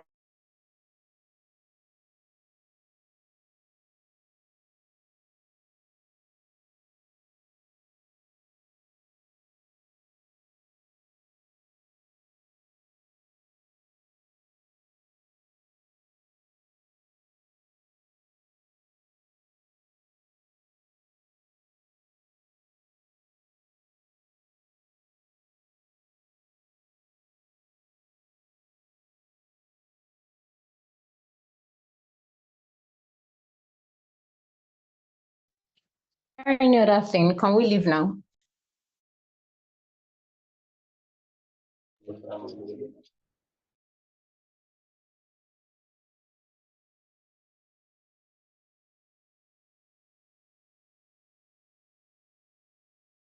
Okay, Grace, we can share the announcements, the rundown for what is to come. May I go on to do that? Okay, I'm so sorry. I just want to say to all the presenters that presented today, you were all incredibly brilliant. I'm sorry that as you can hear, I don't know if you can hear the background, but today is a very wonderful day for me. And actually, one of my main bosses in the office, we're having the service of song for his mother today. So immediately I closed from work, I had to go. All of us had to go for the service of song. And that's why I couldn't really talk. I was typing more than I was speaking. But I want to appreciate all the presenters today. While I was at the service of song, I strained my ears to try and listen with my earpiece. And for what I could hear, you guys were giving very technical topics to cover. And all the presenters, you all did justice to it.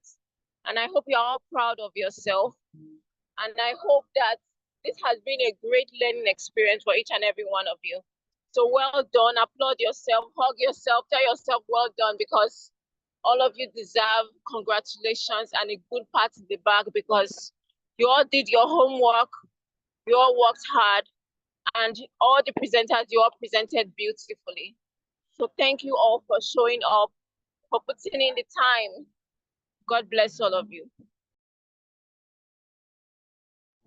Amen. Amen. Is my Deborah on the call so that my Deborah can address? Yes, I'm here. I'm Yes, here. okay. Yes, sir. Can you all hear me? Yes, we can hear you, ma. Finally. All right, thank you. Oh, wow, amazing ladies. I knew you could do, I knew you could do all this. I knew it, really.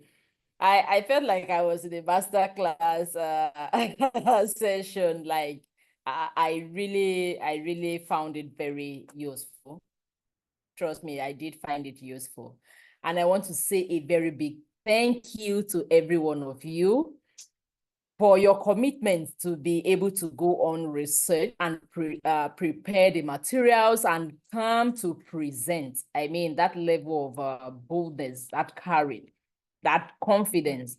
I mean, I know that the sky is just your beginning. And if you keep up this way, like I said, the sky is just your beginning and not the end, right? For every speaker here today, for yourself, and then for all the team members that contributed to the preparation of your various materials, I want to say a very big thank you to you all. I'm super proud of you all, and I know that you are super proud of yourself. If you were doubting yourself, trying to second guess yourself, please do not, because like I said, you did powerfully well.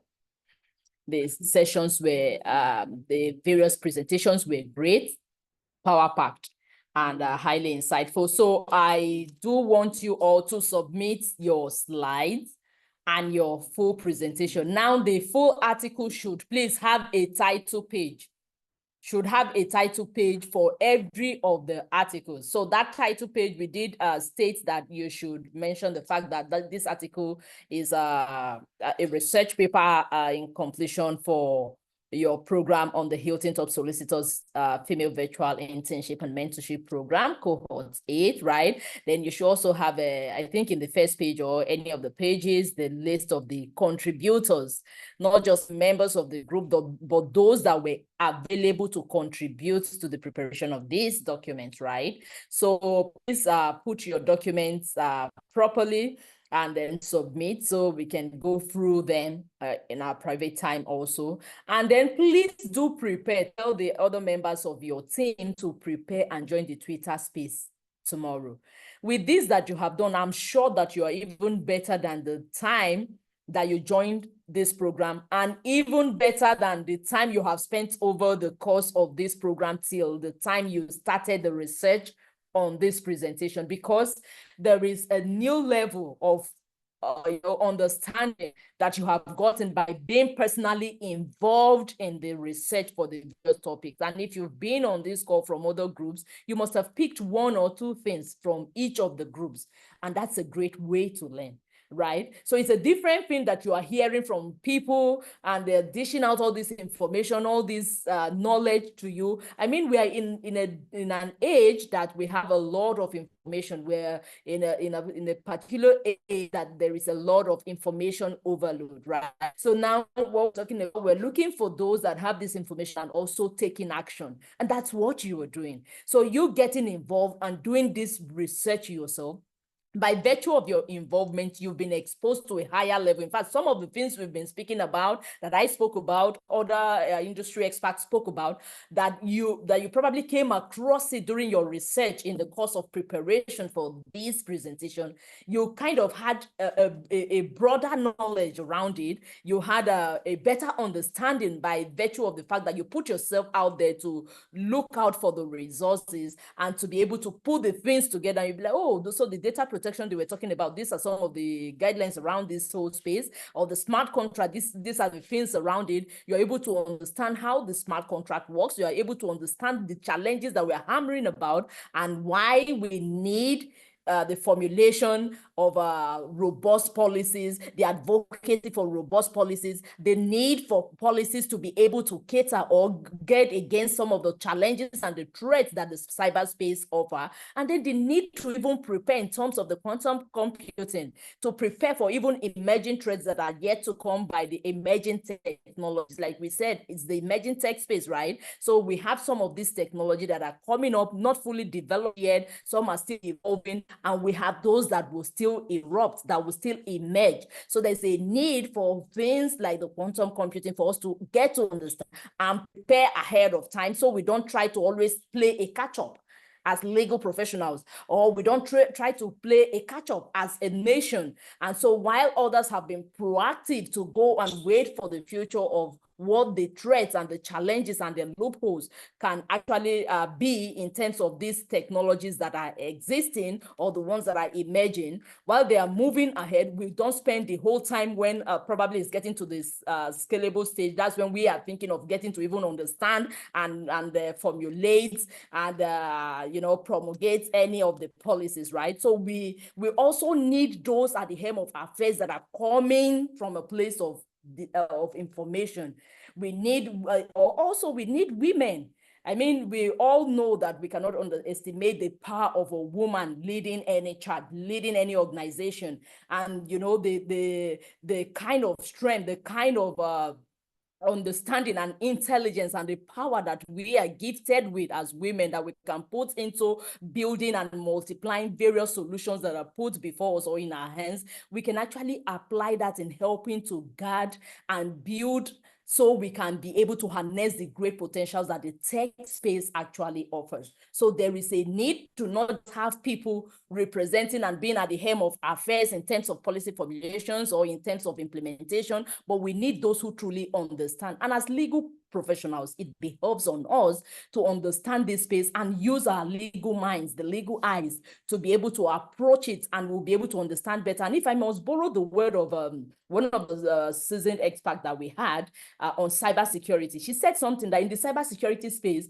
they face some kind of challenges that the legal professionals among them, where if they are to profile a solution, the way they will profile the solution, it's quite different and unique, because they are able to profile solutions with the legal knowledge that they have, knowing the implications, and they are able to find it very unique and very, very informing, and helping to tackle some of the challenges probably confronts them at the particular time within the space of the that we're discussing about, right? So gone are the days when we probably feel, oh, cybersecurity is not for me, blockchain is not for me, everything they're talking about in the tech space is not for me. The bottom line and the purpose of this platform is to help you understand that it is as much as it is for you as any other person, or even more than any other person in any other space. So if you say, no, this platform, they're just talking about this, they're not talking about litigation. The purpose of this platform, like I said from the beginning, was not to come and download all the sections for you. If it were so, I mean, if we are to talk about sections now, I'm sure I will not even remember up to 3,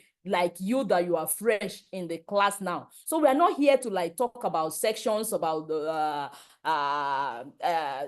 give you everything that you are learning in the class and then help you to cram and then come and download. That's not what we're saying. I really, truly, from the bottom of my heart, want you to understand that there is a disruption and that there's a need for you as a legal professional, whether in the 4 walls of the university or outside the 4 walls of the university already practicing, to understand that there is a disruption, that we're in a digital interconnected economy, and that law cannot be practiced as it used to be before, and that there's a need for you to understand technology, leverage technology, upskill, relearn, unlearn, and be able to participate within the space and not just be a representative or a representation of women.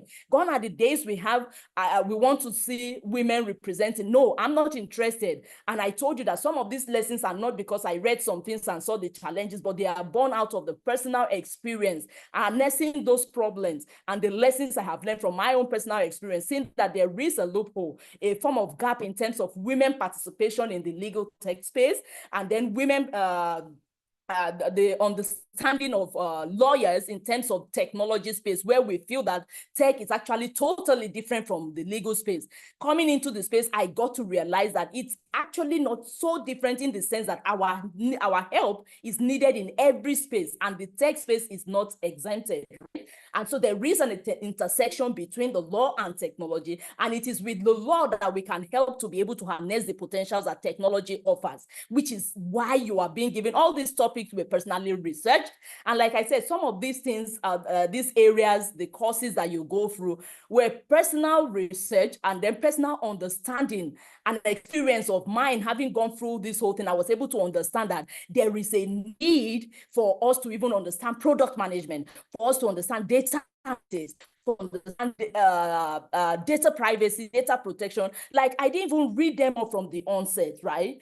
To be like, okay, this is where you should go. In most cases, you have courses, boot camps, and various trainings that are just there and they are general. You get into it, you get lost. But from over the years, having gone through everything that doesn't even relate, I'm able to harness and put together that this kind of understanding, knowledge are very important for us as legal professionals. And hence, I put them up and develop these courses, this outline, these topics that you need to go and research and that you need to be taught here. So it doesn't just look like internship and mentorship platform as usual, but it is the one that are born out of real life experience of going through all these things and getting to know that these are the things that should help you open your minds, broaden your horizons, spur you to further research, make you very inquisitive, get you to challenge the status quo, because the status quo will not serve us good anymore. So now, if you don't want to become obsolete, if you don't, I really want us as women, as lawyers, in the tech space, whether in the tech or in the emerging tech space and the tech space as a whole, to really lead this charge and not just at the background. You need to see what is happening in real life. Now, if the rest of us were not built and having the spirit of resilience, we could just give up. You need to see how some lawyers will have to beg for a lot of things. Like, it's not so funny out there if you do not get to understand and move with what is happening in terms of the tech space. And so these are the skills, these are the knowledge that will help you. You don't need to get yourself overwhelmed. You have started on a good note by being on this platform. You've started well, you are doing well. You have gone to research. You have presented beautifully, like you're already doing your PhDs and all that. I'm so proud of you. But what is holding you? Put yourself out there, even as a student, as a new wig, as an established legal professionals, whatever category you belong to. We are in the tech and emerging tech space. There is a need for you to be technology aware as well as you are legally aware. So now what I cannot teach you more than what your lecturer will teach you in terms of the legal courses, right? So there is no need for me to come here and start replicating that, because if that served me well when I came out, I'm sure that's what I'll be dealing with here. Right? So I had this whole legal knowledge, but I came out and I was hustling around it. I was not different from any other person out there. I've told you on this platform how a talk even supported me with my transport back then, when I had my first child, and I was hopping around thinking that, okay, this is the best way I can practice law in litigation and all that. It doesn't have to be that everyone will have to be into litigation. I don't even know when last I've gone to the court, but it's not like the firm will not be handling litigation. But my major focus now is about being a front runner within the tech space.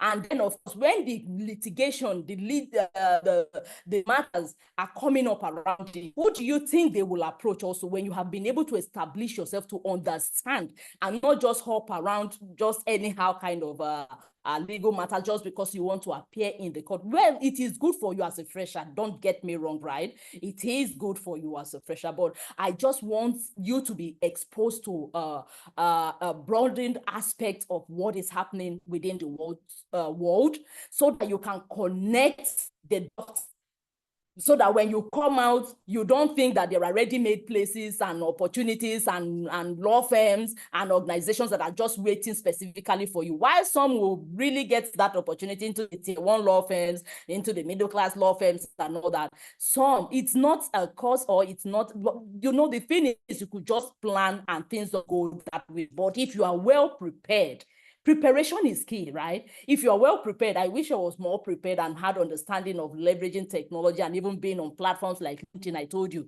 So rather than understanding things like that, I was busy hopping with the money that was not available, going around to submit CVs. What would have happened if I put my CV clean on LinkedIn and I was sitting under it? I'm sure within a very short pace of time, I would have gotten some opportunities.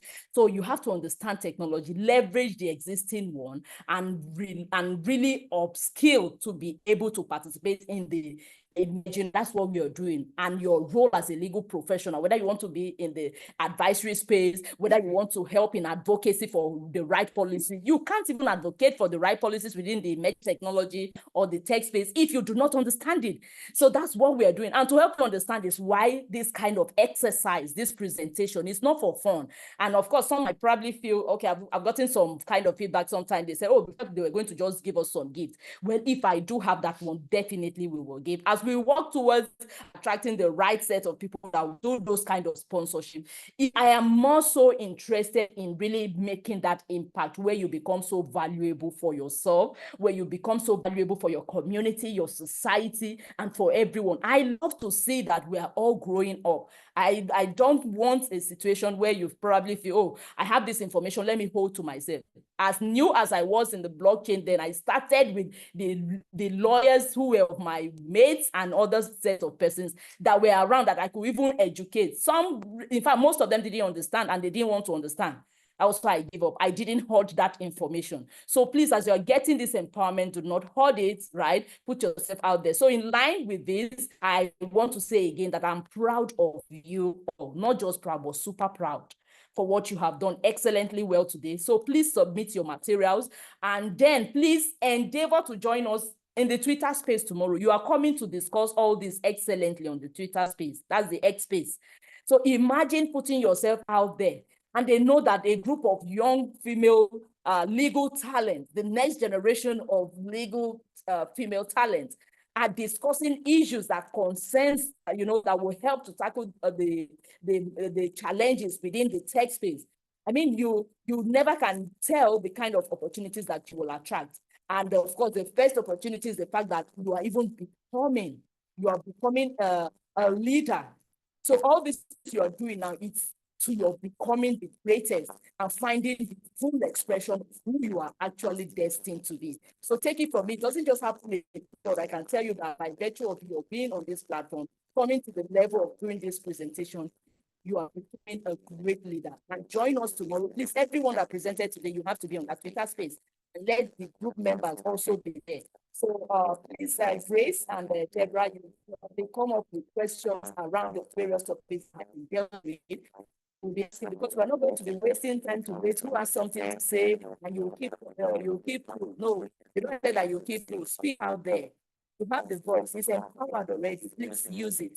Use it, okay? If anybody feels that you have said wrong, they'll correct you. And if anybody feels you have something wrong and you didn't do your research well and they cannot correct you, well, if you get wrong today, you won't get wrong tomorrow because you continue on further research.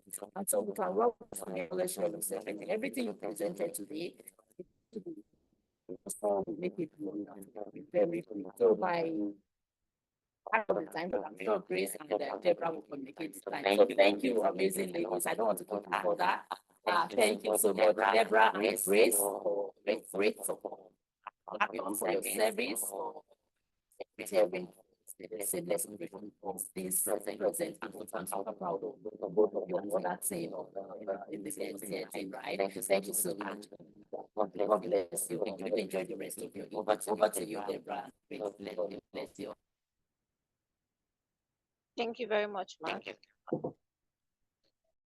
Thank you very much, ma'am. Please, ma'am, I have to leave the call now because my phone is very flat. So thank you very much, everybody. I'll be leaving the call now.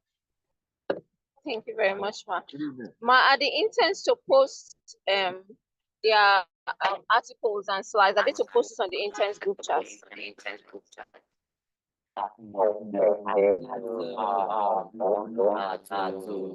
Okay. Right? Sorry, I didn't. Grace. I'm here, ma. Okay. I need to share, right? For them to upload. Okay. So why we try to share the go dry link where they can. I know that the last edition you having problem loading, right? So you can let those who have supported already WhatsApp. I think we can have it there. So when the share, the share right, and we can be there as well. Yes, I thought it's my network. I even left where I was because it wasn't clear at all. Okay, you mean that you very well.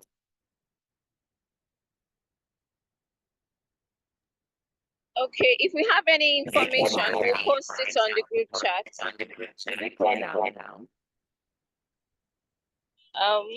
Thank you all, everyone, and we'll see all of you tomorrow at the Twitter space. Bishop, your hand is up. You want to say something? Yes, please, I have a question. Okay, what's the question? Please, is it possible for us to like get the other slides of the other groups, so at least we can read it up and learn more what the way we can also get their own slides, like share our. Yes, that's why I was wondering if all the presenters and all the group leaders can post their slides and articles on the group chat. But I will discuss they should do that. Yes, can you hear me now? Yes, it's still breaking a little. Maybe it's my network because I'm close to a filling station. Okay. All right, ma. And let Deborah compile and send me, or they can share on the group so that other members can actually have access to it. We have a section tomorrow by 12, I guess. We'll check the time and we'll share the flyer. That's on CB right now, the final section. All right. And let them all prepare for the graduation on LinkedIn. All right. Thank you very much, ma. God bless you, Grace. Thank you. Thank you all. Thank you, everyone. Bye. Dana, your hand is still up, yes? Yes, ma. I wanted to ask about our personal assignments. When are we to submit them, ma? It should be after 14th of graduation. October. Yeah. Did you hear the answer, Eniola? No, ma. What did you say? She said 14th of October. Okay. Thank you. All right.